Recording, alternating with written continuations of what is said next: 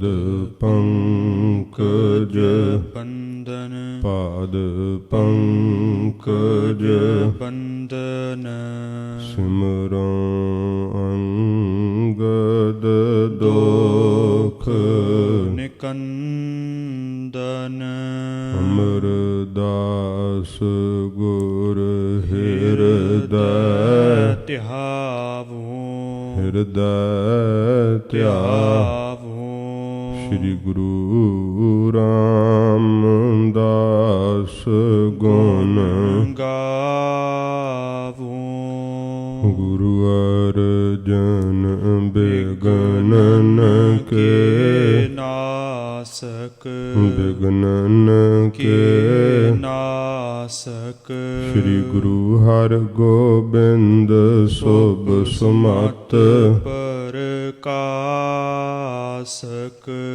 ਗੁਰੂ ਹਰਿ ਰਾਇ ਨਮੋ ਕਰ ਜੋਰੀ ਨਮੋ ਕਰ ਜੋਰੀ ਸ੍ਰੀ ਹਰਿ ਕ੍ਰਿਸ਼ਨ ਮਨਾਏ ਬਹੋਰੀ ਤੇਗ ਬਹਾਦਰ ਪਰਮ ਕਿਰਪਾਲਾ ਪਰਮ ਕਿਰਪਾਲਾ ਸ੍ਰੀ ਗੁਰੂ ਗੋਬਿੰਦ ਸਿੰਘ ਬਿਸਾਲਾ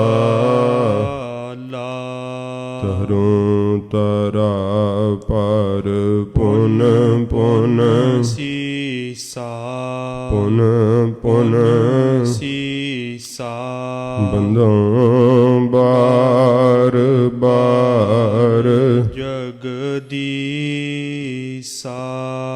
ਜਿਸ ਮਹਿ ਅੰਮ੍ਰਿਤ ਗਿਆਨ ਹੈ ਮਾਣਕ ਭਗਤ ਬੈਰਾਗ ਸ੍ਰੀ ਗੁਰੂ ਗ੍ਰੰਥ ਸਾਹਿਬ ਉਦਦ ਬੰਦਾਂ ਕਰ ਅਨੁਰਾਗ ਸ੍ਰੀ ਗੁਰ ਸ਼ਬਦ ਕਮਾਏ ਜਿਨ ਜੀਤੇ ਪੰਚ ਵਿਕਾਰ ਤਿਨ ਸੰਤਨ ਕਉ ਬੰਦਨਾ ਸਿਰ ਚਰਨਨ ਪਰ ਧਾਰ ਏਕ ਓੰਕਾਰਾ ਸਤਿਗੁਰੂ ਤਿਹ ਪ੍ਰਸਾਦ ਸਚ ਹੋਏ ਵਾਹਿਗੁਰੂ ਜੀ ਕੀ ਫਤਿਹ ਬਿਗਨ ਬਿਨਾਸਨ ਸੋਇ ਵਾਹਿਗੁਰੂ ਜੀ ਕੀ ਫਤਿਹ ਬਿਗਨ ਬਿਨਾਸਨ ਸੋਇ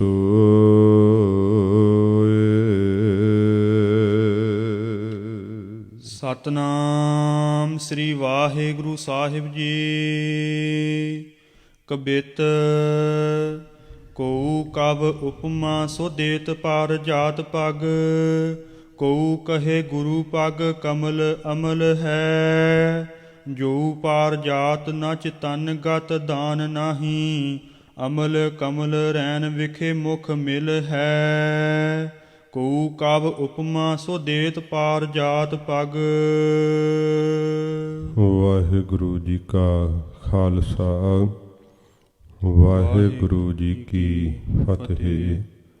ਸੱਚੇ ਪਾਤਸ਼ਾਹ ਦੀਨ ਦਇਆਲ ਸਤਿਗੁਰੂ ਜਾਗਦੀ ਜੋਤ 10 ਪਾਤਸ਼ਾਹੀਆਂ ਦੇ ਆਤਮਿਕ ਸਵਰੂਪ ਧੰਨ ਸਾਹਿਬ ਸ੍ਰੀ ਗੁਰੂ ਗ੍ਰੰਥ ਸਾਹਿਬ ਜੀ ਮਹਾਰਾਜ ਹਜ਼ੂਰ ਦੀ ਪਰਮ ਕਿਰਪਾਲਤਾ ਸਦਕਾ ਇਹ ਪਵਿੱਤਰ ਸਤ ਸੰਗਤ ਦੀਆਂ ਕੜੀਆਂ ਆਪਾਂ ਨੂੰ ਜੀਵਨ ਦੇ ਸਫਲ ਕਰਨ ਨੂੰ ਪ੍ਰਾਪਤ ਹੋਈਆਂ ਹਨ। ਸੱਚੇ ਪਾਤਸ਼ਾਹ ਜੀ ਦੇ ਪਵਿੱਤਰ ਇਤਿਹਾਸ ਦੀ ਲੜੀਵਾਰ ਕਥਾ ਆਓ ਪਿਆਰ ਸ਼ਰਧਾ ਨਾਲ ਸਰਵਣ ਕਰੀਏ। ਦੂਸਰਾ ਅਧਿਆਇ ਜਿਸ ਵਿੱਚ ਭਾਈ ਬਾਲਾ ਜੀ ਖਡੂਰ ਸਾਹਿਬ ਤੋਂ ਸੱਚੇ ਪਾਤਸ਼ਾਹ ਜੀ ਮਹਾਰਾਜ ਦੇ ਭੇਜੇ ਹੋਏ ਤਲਵੰਡੀ ਨਗਰ ਵਿੱਚ ਆਏ ਹੈ। ਬਾਬਾ ਲਾਲੂ ਜੀ ਦੇ ਗ੍ਰਹਿ ਵਿਖੇ ਸਤਿਗੁਰੂ ਪਾਤਸ਼ਾਹ ਜੀ ਮਹਾਰਾਜ ਜੀ ਦੀ ਜਨਮ ਪੱਤਰੀ ਦੀ ਆ ਕਰਕੇ ਮੰਗ ਕੀਤੀ। ਬਾਬਾ ਲਾਲੂ ਜੀ ਜਦੋਂ ਲੱਭਣ ਲੱਗੇ, ਲੱਭਦਿਆਂ ਲੱਭਦਿਆਂ ਲੇਖੇ ਦੇ ਬਹੁਤੇ ਕਾਗਜ਼ਾਂ ਵਿੱਚੋਂ 5ਵੇਂ ਦਿਨ ਸੱਚੇ ਪਾਤਸ਼ਾਹ ਜੀ ਦੀ ਜਨਮ ਪੱਤਰੀ ਉਹ ਮਿਲ ਗਈ, ਜੋ ਪੰਡਿਤ ਹਰਦਿਆਲ ਜੀ ਨੇ ਤਿਆਰ ਕੀਤੀ ਸੀ। ਭਾਈ ਬਾਲਾ ਜੀ ਦੇ ਹੱਥ ਵਿੱਚ ਦਿੱਤੀ ਹੈ। ਭਾਈ ਬਾਲਾ ਜੀ ਨੇ ਉਸੇ ਸਮੇਂ ਸਤਿਗੁਰਾਂ ਜੀ ਦੀ ਜਨਮ ਪੱਤਰੀ ਲਾਲਾ ਪੰਨੂ ਸਿੱਖ ਦੇ ਹਵਾਲੇ ਕੀਤੀ। ਦੋਵੇਂ ਸਿੱਖ ਸ੍ਰੀ ਖਡੂਰ ਸਾਹਿਬ ਚੱਲ ਕਰਕੇ ਆਏ। ਧੰਨ ਗੁਰੂ ਅੰਗਦ ਦੇਵ ਸੱਚੇ ਪਾਤਸ਼ਾਹ ਜੀ ਮਹਾਰਾਜ ਨੇ ਬੇਅੰਤ ਖੁਸ਼ੀਆਂ ਕੀਤੀਆਂ ਸਿੱਖਾਂ ਦੇ ਉੱਪਰ। ਭਾਈ ਬਾਲਾ ਜੀ ਦੇ ਉੱਪਰ ਬਹੁਤ ਮਹਾਰਾਜ ਪ੍ਰਸੰਨ ਹੋਏ। ਸਤਿਗੁਰਾਂ ਜੀ ਨੇ ਜਦੋਂ ਜਨਮ ਪੱਤਰੀ ਨੂੰ ਸਤਿਗੁਰੂ ਜੀ ਨੇ ਖੋਲ੍ਹ ਕਰਕੇ ਦਰਸ਼ਨ ਕੀਤੇ, ਕਵਿਰਾਜ ਜੀ ਨੇ ਜ਼ਿਕਰ ਕੀਤਾ, ਹਜ਼ੂਰ ਨੇ ਜਨਮ ਪੱਤਰੀ ਨੂੰ ਸਤਿਕਾਰ ਨਾਲ ਆਪਣੇ ਸੀਸ 'ਤੇ ਚੜ੍ਹਾਇਆ। ਫਿਰ ਹਜ਼ੂਰ ਨੇ ਆਪਣੇ ਕੰਠ ਲਾਇਆ। ਫਿਰ ਜਦੋਂ ਮਹਾਰਾਜ ਜੀ ਨੇ ਖੋਲ੍ਹ ਕਰਕੇ ਵੇਖਿਆ, ਹਜ਼ੂਰ ਨੇ ਆਗਿਆ ਕੀਤੀ ਕਿ ਇਹ ਸੰਸਕ੍ਰਿਤ ਦੇ ਅੱਖਰ ਹਨ। ਕੋਈ ਐਸਾ ਸਿੱਖ ਹੋਵੇ ਜਿਹੜਾ ਦੋਵੇਂ ਭਾਸ਼ਾਵਾਂ ਨੂੰ ਜਾਣਦਾ ਹੋਵੇ ਅਤੇ ਇਹ ਅੱਖਰ ਅਸੀਂ ਗੁਰਮੁਖੀ ਵਿੱਚ ਲਿਖਣਾ ਚਾਹੁੰਦੇ ਹਾਂ। ਫਿਰ ਸੱਚੇ ਪਾਤਸ਼ਾਹ ਜੀ ਦੇ ਕੋਲ ਭਾਈ ਮਹਿਮੇ ਨੇ ਬੇਨਤੀ ਕੀਤੀ, ਮਹਾਰਾਜ ਜੀ, ਇੱਕ ਸੁਲਤਾਨਪੁਰ ਦਾ ਸਿੱਖ ਹੈ ਜਿਹਦਾ ਨਾਮ ਭਾਈ ਪੈੜਾ ਮੋਖਾ ਏ। ਮਹਾਰਾਜ ਉਸ ਗੁਰੂ ਨਾਨਕ ਸਾਹਿਬ ਦੀ ਸੰਗਤ ਕੀਤੀ ਹੈ। ਹਜ਼ੂਰ ਕੋਲੋਂ ਉਸਨੇ ਸੰਸਕ੍ਰਿਤ ਦੇ ਅੱਖਰ ਸਿੱਖੇ ਹੈ। ਗੁਰਮੁਖੀ ਅਤੇ ਸੰਸਕ੍ਰਿਤ ਦੋਵਾਂ ਹੀ ਭਾਸ਼ਾਵਾਂ ਨੂੰ ਚੰਗੀ ਤਰ੍ਹਾਂ ਜਾਣਦਾ ਏ। ਹਜ਼ੂਰ ਉਸ ਨੂੰ ਬੁਲਾਓ, ਉਹ ਸੇਵਾ ਕਰੇਗਾ। ਮਹਾਰਾਜ ਜੀ ਫਿਰ ਆਗਿਆ ਕੀਤੀ ਕਿ ਭਾਈ ਤੂੰ ਹੀ ਜਾ। ਭਾਈ ਮਹਿਮਾ ਜੀ ਲੈ ਕਰਕੇ ਆਏ ਭਾਈ ਪੈੜੇ ਮੋਖੇ ਨੂੰ। ਉਸ ਨੇ ਜਦੋਂ ਸਤਿਗੁਰਾਂ ਜੀ ਦਾ ਦਰਸ਼ਨ ਕੀਤਾ, ਆਗਿਆ ਹੋਈ। ਜਨਮ ਪੱਤਰੀ ਨੂੰ ਜਿਸ ਸਮੇਂ ਪੜ੍ਹਿਆ ਹੈ, ਵੇਖ ਕੇ ਸਾਰੇ ਬੜੇ ਅਚਰਜ ਨੇ। ਜਾਣੋ ਕਿ ਬਾਣੀ ਦੀ ਰਵਾਨਗੀ ਹੀ ਭਾਈ ਪੈੜਾ ਮੋਖਾ ਦੇ ਜ਼ੁਬਾਨ 'ਤੇ ਰਸਨਾ 'ਤੇ ਆ ਕਰਕੇ ਵਸ ਗਈ ਹੈ। ਹਜ਼ੂਰ ਨੇ ਬਹੁਤ ਖੁਸ਼ੀਆਂ ਕੀਤੀਆਂ। ਸੱਚੇ ਪਾਤਸ਼ਾਹ ਜੀ ਮਹਾਰਾਜ ਨੇ ਫਿਰ ਆਖਿਆ, ਭਾਈ ਬਾਲਾ ਜੀ, ਸ੍ਰੀ ਗੁਰੂ ਜੀ ਦਾ ਸਾਰਾ ਇਤਿਹਾਸ ਕਹੋ। ਗਰੀਬ ਨਵਾਜ਼ ਸੱਚੇ ਪਾਤਸ਼ਾਹ ਜੀ ਮਹਾਰਾਜ ਖਡੂਰ ਸਾਹਿਬ ਦੀ ਪਾਵਨ ਧਰਤੀ, ਸਤਿਗੁਰਾਂ ਜੀ ਦਾ ਪਵਿੱਤਰ ਦਰਬਾਰ ਲੱਗ ਗਿਆ ਏ। ਮਹਾਰਾਜ ਸੱਚੇ ਪਾਤਸ਼ਾਹ ਜੀ ਤਖਤ 'ਤੇ ਸੁਭਾਏਮਾਨ ਹਨ। ਭਾਈ ਬਾਲਾ ਜੀ ਸ੍ਰੀ ਗੁਰੂ ਜੀ ਦਾ ਪਵਿੱਤਰ ਇਤਿਹਾਸ ਆਪਣੇ ਕੰਠ ਤੋਂ ਸੁਣਾਉਣ ਵਾਸਤੇ ਇਸ ਪਾਵਨ ਦਰਬਾਰ ਵਿੱਚ ਸੱਜ ਬੈਠੇ ਨੇ। ਭਾਈ ਪੈੜਾ ਮੋਖਾ ਲਿਖਾਰੀ ਬਣ ਕਰਕੇ ਬਹੁਤ ਸਾਰੇ ਕਾਗਜ਼ਾਂ ਦਾ, ਸਿਆਹੀ ਦਾ, ਕਲਮਾਂ ਦਾ ਸਤਿਗੁਰਾਂ ਜੀ ਨੇ ਪ੍ਰਬੰਧ ਕਰਵਾਇਆ ਅਤੇ ਭਾਈ ਪੈੜਾ ਮੋਖਾ ਇਸ ਇਤਿਹਾਸ ਨੂੰ ਲਿਖਣ ਲਈ ਜਿਹੜੇ ਹਨ ਉਹ ਸੱਜ ਬੈਠੇ ਹਨ। ਸਤਿਗੁਰੂ ਜੀ ਕਲਮ ਬੰਦ ਕਰਵਾਉਣ ਲੱਗੇ ਹੈ ਸਾਰਾ ਗੁਰੂ ਨਾਨਕ ਸਾਹਿਬ ਜੀ ਮਹਾਰਾਜ ਦਾ ਪਵਿੱਤਰ ਜੀਵਨ ਇਤਿਹਾਸ। ਅਤੇ ਇਸ ਕਥਾ ਨੂੰ ਸੁਣਨ ਵਾਸਤੇ ਕਿਹੜੇ ਸਰੋਤੇ ਬੈਠੇ ਹਨ, ਉਹਨਾਂ ਦਾ ਜ਼ਿਕਰ ਕਵਿਰਾਜ ਨੇ ਟੂਕ ਮਾਤਰ ਕੀਤਾ ਸੀਗਾ। ਸਭ ਤੋਂ ਪਹਿਲਾਂ ਸਰੋਤਿਆਂ ਵਿੱਚ ਜ਼ਿਕਰ ਆਇਆ ਸੀ ਬ੍ਰਹਮ ਗਿਆਨੀ ਬਾਬਾ ਬੁੱਢਾ ਸਾਹਿਬ ਜੀ ਦਾ, ਜਿਨ੍ਹਾਂ ਨੇ ਸਾਰੇ ਵਕਾਰਾਂ ਨੂੰ ਆਪਣੇ ਅੰਦਰੋਂ ਅਭਾਵ ਕਰ ਦਿੱਤਾ। ਗੁਰੂ ਨਾਨਕ ਸਾਹਿਬ ਜੀ ਦੀ ਸੇਵਾ ਕਰਕੇ ਮੋਹ ਆਦਿਕ ਵਕਾਰਾਂ ਨੂੰ ਜਿੱਤਣ ਵਾਲੇ ਯੋਧੇ ਸੂਰਮੇ ਬਾਬਾ ਬੁੱਢਾ ਸਾਹਿਬ ਜੀ, ਜਿਹੜੇ ਸਤਿਗੁਰੂ ਜੀ ਦੀ ਸੇਵਾ ਵਿੱਚ ਨਿਪੁੰਨ ਹਨ, ਬਚਨਾਂ ਵਿੱਚ ਪੂਰੇ ਹਨ। ਐਸੇ ਪੂਰਨ ਗੁਰਸਿੱਖ ਬ੍ਰਹਮ ਗਿਆਨੀ ਬਾਬਾ ਬੁੱਢਾ ਸਾਹਿਬ ਜੀ ਸਰੋਤਾ ਬਣ ਕਰਕੇ ਕਥਾ ਸੁਣਦੇ ਹੈ। ਫਿਰ ਬਾਬਾ ਤੇਜਭਾਨ ਜੀ ਦੇ ਸਪੁੱਤਰ ਧੰਨ ਗੁਰੂ ਅਮਰਦਾਸ ਸੱਚੇ ਪਾਤਸ਼ਾਹ ਜੀ ਮਹਾਰਾਜ, ਜੋ ਹਜ਼ੂਰ ਗੁਰੂ ਅੰਗਦ ਸਾਹਿਬ ਜੀ ਦੇ ਕੋਲ ਰਹਿ ਕਰਕੇ ਸੇਵਾ ਕਰ ਰਹੇ ਹਨ, ਜਿਨ੍ਹਾਂ ਨੂੰ ਸਤਿਗੁਰਾਂ ਜੀ ਨੇ ਗੁਰਿਆਈ ਤਖਤ ਦੇ ਕਰਕੇ ਨਵਾਜਿਆ, ਉਹ ਗੁਰੂ ਅਮਰਦਾਸ ਸਾਹਿਬ ਜੀ ਮਹਾਰਾਜ ਜੀ ਸੇਵਕ ਬਣ ਕਰਕੇ ਸੱਚੇ ਪਾਤਸ਼ਾਹ ਜੀ ਸਰੋਤਿਆਂ ਵਿੱਚ ਬੈਠ ਕੇ ਗੁਰੂ ਨਾਨਕ ਸਾਹਿਬ ਜੀ ਦੀ ਕਥਾ ਸੁਣਦੇ ਹੈ। ਫਿਰ ਜ਼ਿਕਰ ਆਇਆ ਸੀਗਾ ਕਿ ਭਾਈ ਪਾਰੋ ਜੀ, ਜਿਨ੍ਹਾਂ ਨੂੰ ਸੱਚੇ ਪਾਤਸ਼ਾਹ ਨੇ ਪਰਮਹੰਸ ਦਾ ਖਿਤਾਬ ਦਿੱਤਾ ਸੀ, ਉਹ ਭਾਈ ਪਾਰੋ ਜੁਲਕਾ ਜਿਨ੍ਹਾਂ ਦੇ ਰੋਮ ਰੋਮ ਵਿੱਚੋਂ ਗੁਰਮੰਤਰ ਦੀ ਆਵਾਜ਼ ਆਉਂਦੀ ਸੀ। ਐਸੇ ਅਨੰਨ ਗੁਰਸਿੱਖ ਸ੍ਰੀ ਗੁਰੂ ਜੀ ਦਾ ਜੀਵਨ ਸੁਣਨ ਵਾਸਤੇ ਸਰੋਤੇ ਬਣ ਬੈਠੇ ਹੈ। ਫਿਰ ਜ਼ਿਕਰ ਆਇਆ ਸੀ ਭਾਈ ਧਿੰਗਾ ਜੀ ਦਾ, ਜਿਹੜੇ ਸੱਚੇ ਪਾਤਸ਼ਾਹ ਜੀ ਮਹਾਰਾਜ ਦੀ ਇਹੋ ਜੀ ਸੇਵਾ ਕਮਾਈ ਹੈ ਕਿ ਹਜੂਰ ਦੇ ਸਰੂਪ ਅੰਦਰ ਹੀ ਅਭੇਦ ਹੋ ਗਏ ਹੈ। ਮੁਰਦਾ ਹੋਏ ਮੁਰੀਦ ਨਾ ਗੱਲੀ ਹੋਵਣਾ।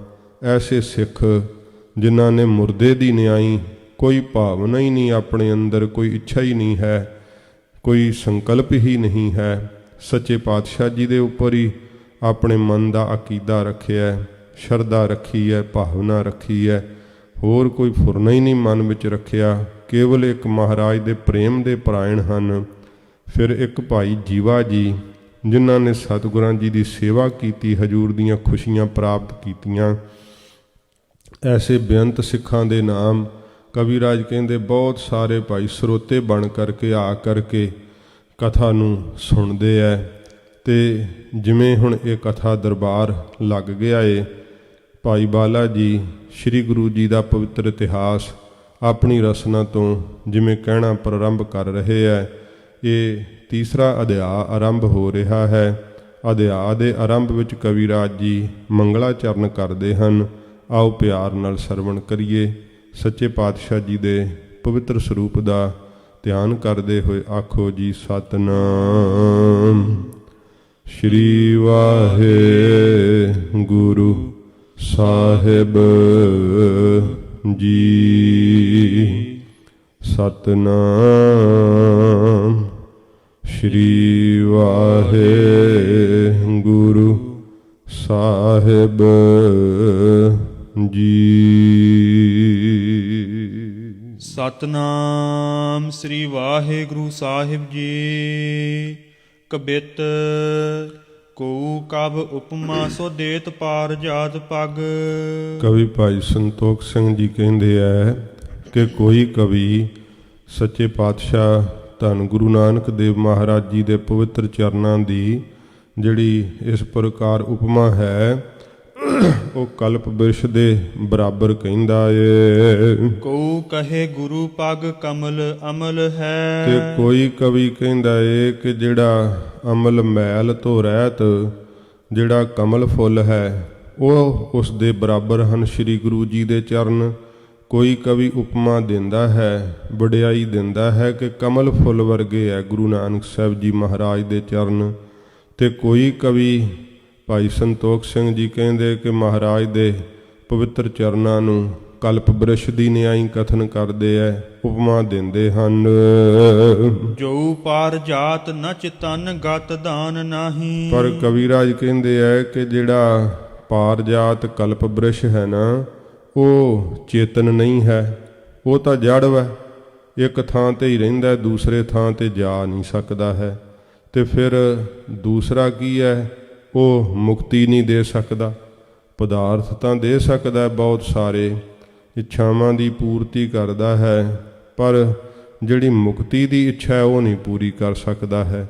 ਇਸ ਕਰਕੇ ਕਹਿੰਦੇ ਜਿਹੜਾ ਕਲਪ ਬ੍ਰਿਸ਼ ਹੈ ਇਹ ਚੇਤਨ ਨਹੀਂ ਹੈ, ਜੜ ਹੈ, ਤੇ ਫਿਰ ਮੁਕਤੀ ਦਾ ਦਾਨ ਵੀ ਨਹੀਂ ਦੇ ਸਕਦਾ ਏ।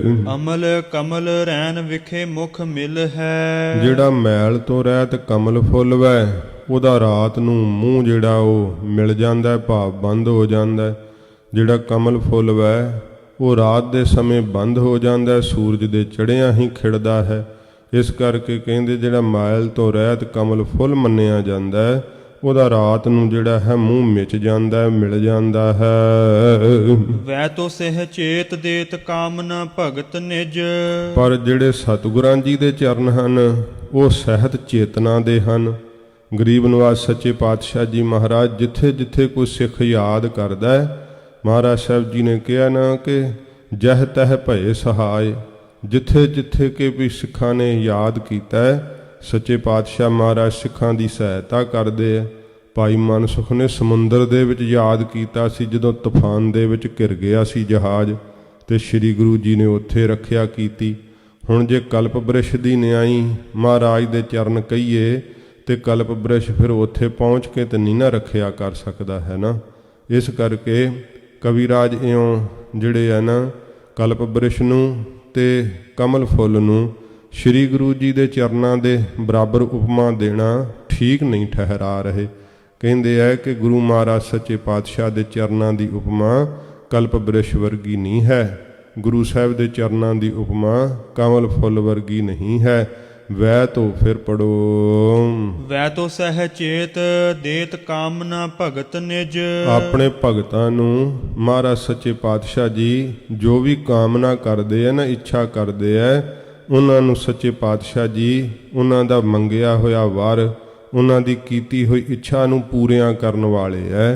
ਸੱਚੇ ਪਾਤਸ਼ਾਹ ਦੇ ਕੋਲ ਜੋ ਜੋ ਵੀ ਭਗਤ ਮੰਗਦੇ ਐ, ਮਹਾਰਾਜ ਸੱਚੇ ਪਾਤਸ਼ਾਹ ਆਪਣੇ ਭਗਤਾਂ ਨੂੰ ਭਗਤੀ ਦਾ ਦਾਨ ਦਿੰਦੇ ਐ। ਗਰੀਬ ਨਵਾਜ ਸੱਚੇ ਪਾਤਸ਼ਾਹ ਆਪਣੇ ਸੇਵਕਾਂ ਨੂੰ ਮੁਕਤੀ ਦਾ ਦਾਨ ਦਿੰਦੇ ਆ। ਗਰੀਬ ਨਵਾਜ ਹੁਣ ਇਹ ਜਿਹੜਾ ਨਾ ਤਾਂ ਕਮਲ ਫੁੱਲ ਦੇ ਸਕਦਾ ਹੈ ਭਗਤੀ ਦਾ ਦਾਨ, ਨਾਮ ਦਾ ਦਾਨ, ਮੁਕਤੀ ਦਾ ਦਾਨ, ਨਾ ਹੀ ਕਲਪ ਬ੍ਰਿਸ਼ ਦੇ ਸਕਦਾ ਹੈ। ਇਸ ਕਰਕੇ ਇਹ ਕਲਪ ਬ੍ਰਿਸ਼ ਵੀ ਜੜ ਵੈ ਤੇ ਕਮਲ ਫੁੱਲ ਵੀ ਜੜ ਵੈ। ਪਰ ਸ੍ਰੀ ਗੁਰੂ ਜੀ ਦੇ ਚਰਨ ਜਿਹੜੇ ਹਨ ਨਾ, ਉਹ ਚੇਤਨ ਹਨ। ਮਹਾਰਾਜ ਸੱਚੇ ਪਾਤਸ਼ਾਹ ਜੀ ਹਰ ਥਾਂ ਤੇ ਹਾਜ਼ਰ ਨਾਜ਼ਰ ਹਨ। ਬਾਸਰ ਔ ਰਜਨੀ ਮੈਂ ਏਕ ਸੇ ਸੁਤੁਲ ਹੈ। ਤੇ ਰਾਤ ਅਤੇ ਰਜਨੀ, ਰਾਤ ਅਤੇ ਬਾਸਰ ਦਿਨ ਦੇ ਵਿੱਚ ਇੱਕੋ ਜਿਹੇ ਰਹਿੰਦੇ ਆ ਸੱਚੇ ਪਾਤਸ਼ਾਹ ਜੀ ਦੇ ਚਰਨ।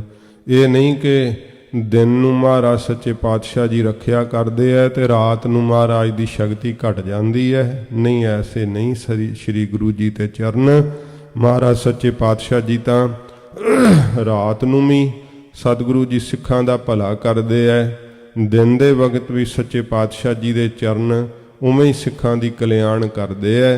ਸੱਚੇ ਪਾਤਸ਼ਾਹ ਜੀ ਮਹਾਰਾਜ ਦੀ ਪ੍ਰਭਤਾ, ਹਜੂਰ ਦਾ ਪ੍ਰਤਾਪ ਰਾਤ ਅਤੇ ਦਿਨ ਦੇ ਵਿੱਚ ਇੱਕੋ ਜਿਹਾ ਹੀ ਸਦਾ ਰਹਿੰਦਾ ਏ। ਲਖੇ ਪਦ ਆਦਰ ਨ ਪਾਰ ਜਾਤ ਕਮਲ ਕੋ। ਕਹਿੰਦੇ ਹਨ ਕਿ ਸ੍ਰੀ ਗੁਰੂ ਜੀ ਦੇ ਚਰਨਾਂ ਦੀ ਉਪਮਾ ਜਿਹੜੀ ਦੇਣ ਲੱਗਿਆਂ, ਜਦੋਂ ਕਲਪ ਬ੍ਰਿਸ਼ ਦੇ ਨਾਲ ਉਪਮਾ ਦਈਏ ਜਾਂ ਕਮਲ ਫੁੱਲ ਦੇ ਨਾਲ ਉਪਮਾ ਦਈਏ, ਇਹ ਸ੍ਰੀ ਗੁਰੂ ਜੀ ਦੇ ਚਰਨਾਂ ਦਾ ਕਵੀਰਾਜ ਕਹਿੰਦੇ ਮੈਂ ਆਦਰ ਨਹੀਂ ਸਮਝਿਆ ਹੈ, ਸਤਿਕਾਰ ਨਹੀਂ ਸਮਝਿਆ ਹੈ। ਤਾਂ ਤੇ ਪਗ ਪਗ ਪਾਰ ਜਾਤ ਨਾ ਕਮਲ ਹੈ। ਤਾਂ ਤੇ ਇਸ ਕਰਕੇ ਸ੍ਰੀ ਗੁਰੂ ਜੀ ਦੇ ਚਰਨ ਹੀ ਮਹਾਰਾਜ ਸਾਹਿਬ ਜੀ ਦੇ ਚਰਨ ਹਨ।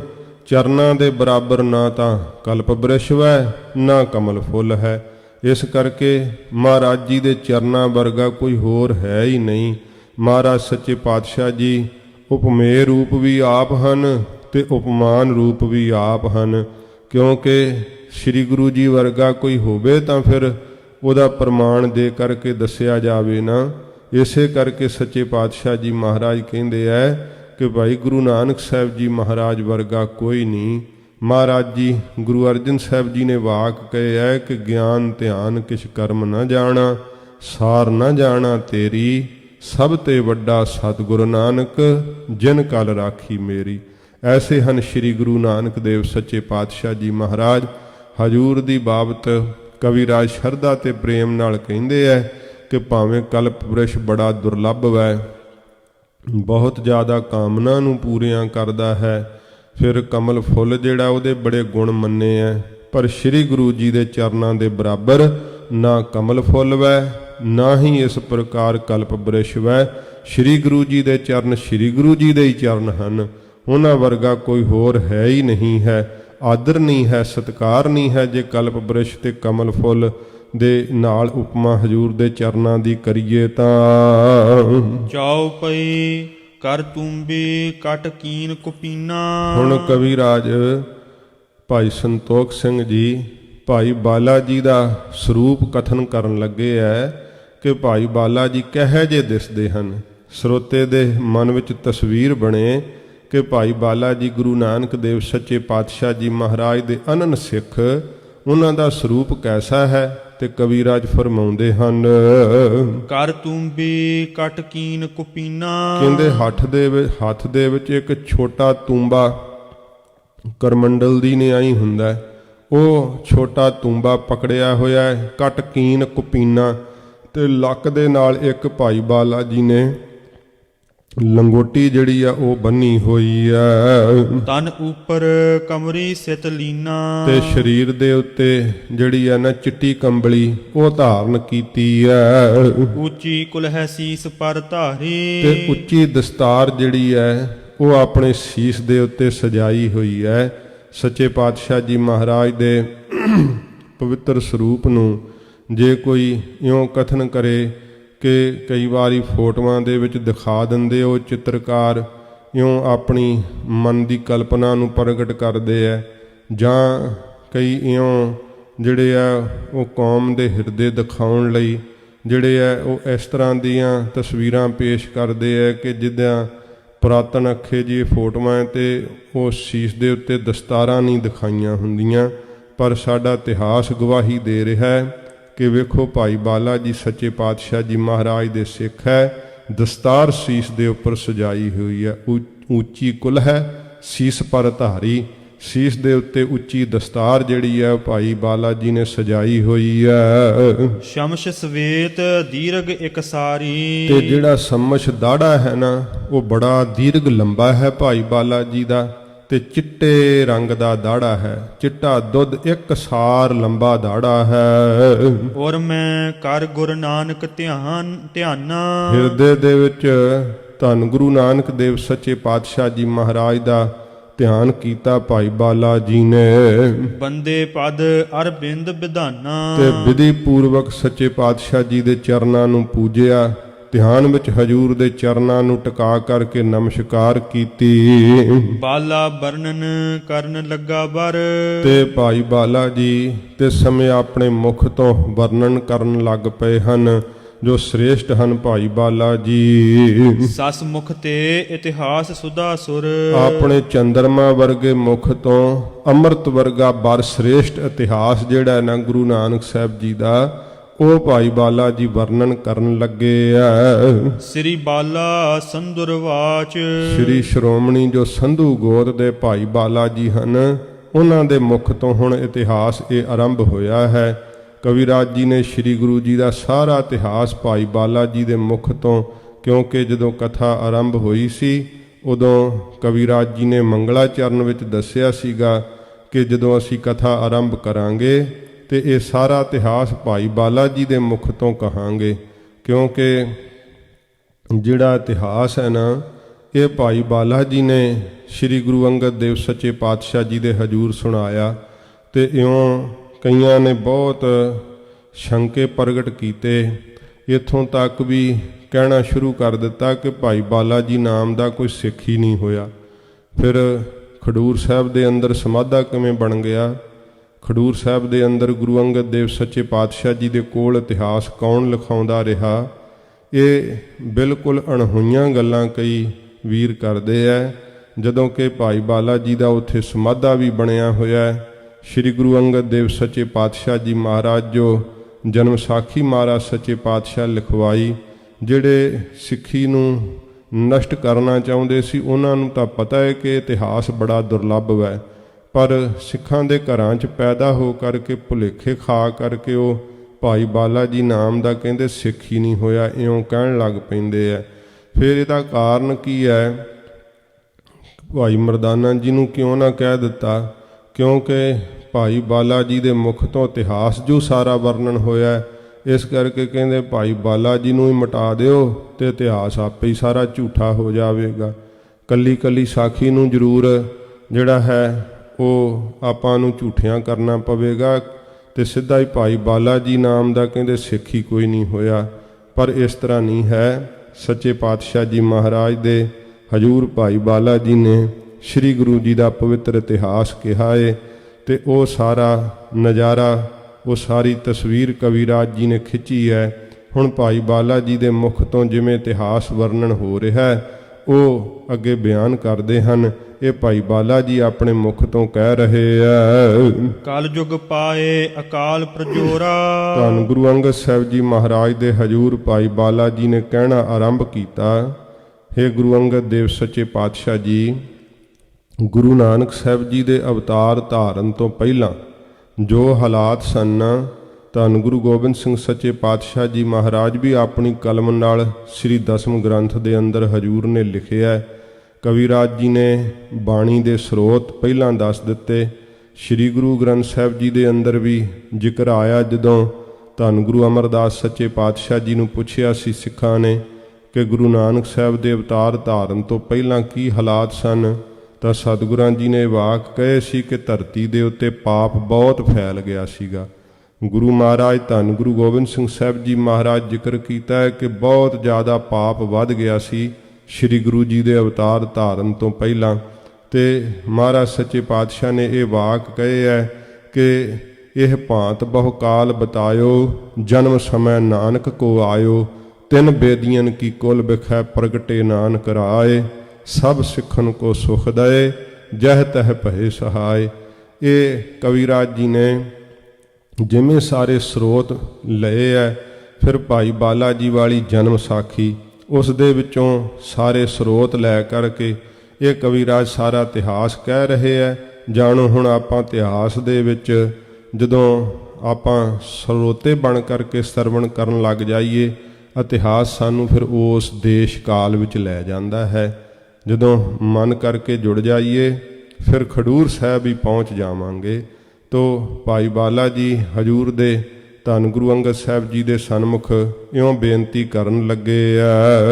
ਕਲਯੁਗ ਪਾਏ ਅਕਾਲ ਪ੍ਰਜੋਰਾ। ਮਹਾਰਾਜ ਕਲਯੁਗ ਨੇ ਨਾ ਬਿਨਾ ਭਾਵ ਸਮੇਂ ਤੋਂ ਪਹਿਲਾਂ ਹੀ ਬਹੁਤ ਜ਼ਿਆਦਾ ਜਿਹੜਾ ਸੀ ਨਾ ਕੁਰਤਾ ਜ਼ੋਰ ਪਾ ਦਿੱਤਾ। ਖੋਟਾ ਜ਼ੋਰ ਜਿਹੜਾ ਸੀ ਨਾ ਪਾਪਾਂ ਦਾ, ਉਹ ਕਲਯੁਗ ਨੇ ਪਾ ਦਿੱਤਾ। ਭੈੜਾ ਸਮਾਂ ਆ ਕਰਕੇ ਲੱਗ ਗਿਆ। ਪ੍ਰਗਟ ਭਏ ਅਗ ਓਗ ਪ੍ਰਘੋਰਾ। ਬਹੁਤ ਜ਼ਿਆਦੇ ਪ੍ਰਘੋਰਾ ਭਿਆਨਕ ਜਿਹੜੇ ਅੱਗ ਪਾਪ ਸਨ ਨਾ, ਓਗ ਬਹੁਤੇ ਜ਼ਿਆਦੇ ਉਹ ਪ੍ਰਗਟ ਹੋ ਗਏ। ਬਾਲਾ ਹੀ ਪਾਪ ਲੋਕ ਕਰਨ ਲੱਗ ਪਏ। ਆਦ ਦੁਕਾਲ ਹੋਤ ਉਤਪਾਤਾ। ਇਹੋ ਜਿਹੇ ਉਪਦਰਵ ਹੁੰਦੇ ਹੀ ਰਹਿੰਦੇ ਤੇ ਜਿਹੜਾ ਅਸੀਂ ਕਾਲ ਪੈ ਜਾਂਦਾ, ਬਹੁਤ ਜ਼ਿਆਦੀਆਂ ਖੇਤੀਆਂ ਅੰਨ ਸਭ ਸੁੱਕ ਸੜ ਜਾਂਦੇ। ਇਹ ਕਾਲ ਆਦਿਕ ਪੈਣ ਦੀਆਂ ਨਾ ਖੋਟੇ ਉਤਪਾਤ ਜਿਹੜੇ ਸੀ, ਇਹ ਉਪਦਰਵ ਇਹ ਹੋਣ ਲੱਗ ਪਏ। ਜਦੋਂ ਪਾਪ ਵੱਧ ਜਾਂਦਾ ਹੈ ਨਾ ਧਰਤੀ ਦੇ ਉੱਪਰ, ਉਸ ਸਮੇਂ ਫਿਰ ਇਹੋ ਜਿਹੀਆਂ ਜਿਹੜੀਆਂ ਕੁਦਰਤੀ ਆਫਤਾਂ ਆਉਂਦੀਆਂ ਹਨ। ਕਿਉਂਕਿ ਜਦੋਂ ਪਾਪ ਦੀ ਨਿਵਰਤੀ ਕੇਵਲ ਧਰਮ ਦੇ ਕਰਮ ਕਰਕੇ ਹੈ, ਕੇਵਲ ਨਾਮ ਦੇ ਕਰਕੇ ਹੈ। ਪਰ ਜਦੋਂ ਪਾਪ ਇੰਨਾ ਜ਼ਿਆਦਾ ਵੱਧ ਜਾਵੇ, ਉਦੋਂ ਫਿਰ ਜਿਹੜਾ ਹੈ ਕਿਸੇ ਨਾ ਕਿਸੇ ਤਰ੍ਹਾਂ ਕੁਦਰਤ ਦੀ ਕਰੋਪੀ ਹੋਣ ਲੱਗ ਪੈਂਦੀ ਹੈ। ਇਸ ਪ੍ਰਕਾਰ ਇੱਥੇ ਭਾਈ ਬਾਲਾ ਜੀ ਦੱਸਦੇ ਹਨ। ਆਦਿ ਕਾਲ ਹੋਤ ਉਤਪਾਤਾ। ਕਾਲ ਪੈ ਜਾਣ ਦੇ ਖੋਟੇ ਜਿਹੜੇ ਕੰਮ ਹਨ, ਐਸੇ ਉਪਦਰਵ ਉਹ ਹੋਣ ਲੱਗ ਪਏ ਬਹੁਤ ਜ਼ਿਆਦਾ। ਭਇਓ ਮਲੇਛ ਰਾਜ ਬਖਿਆਤਾ। ਪ੍ਰਗਟ ਹੀ ਮੈਲੀ ਇੱਛਾ ਵਾਲੇ ਮਲੇਸ਼ ਉਹਨੂੰ ਕਹਿੰਦੇ ਆ, ਮਲ ਏਸ਼, ਜਿਹਦੀ ਮੈਲੀ ਇੱਛਾ ਹੋਵੇ। ਕਿਉਂਕਿ ਉਸ ਸਮੇਂ ਦੇ ਜਿਹੜੇ ਰਾਜੇ ਸੀ ਮੁਸਲਮਾਨ, ਉਹਨਾਂ ਦੇ ਹੱਥੋਂ ਸਦਾ ਪਾਪ ਹੀ ਹੁੰਦਾ ਸੀ। ਪ੍ਰਜਾ ਬਹੁਤ ਦੁਖੀ ਸੀ, ਇਸ ਕਰਕੇ ਉਹਨਾਂ ਨੂੰ ਮਲੇਸ਼ ਸ਼ਬਦ ਇਹ ਵਰਤਿਆ ਹੈ। ਤੇ ਇਉਂ ਭਾਈ ਬਾਲਾ ਜੀ ਕਹਿੰਦੇ ਹਨ। ਭਇਓ ਮਲੇਛ ਰਾਜ ਬਖਿਆਤਾ। ਪ੍ਰਗਟ ਹੀ ਮਲੇਛਾਂ ਦਾ ਰਾਜ ਜਿਹੜਾ ਸੀ ਉਹ ਹੋ ਗਿਆ ਸੰਸਾਰ ਦੇ ਅੰਦਰ, ਭਾਰਤ ਵਰਸ਼ ਦੇ ਅੰਦਰ। ਤੇ ਜਿਹੜੇ ਮੈਲੀ ਇੱਛਾ ਨੂੰ ਲੈ ਕਰਕੇ ਬਹੁਤ ਕੁਕਰਮ ਕਰਦੇ।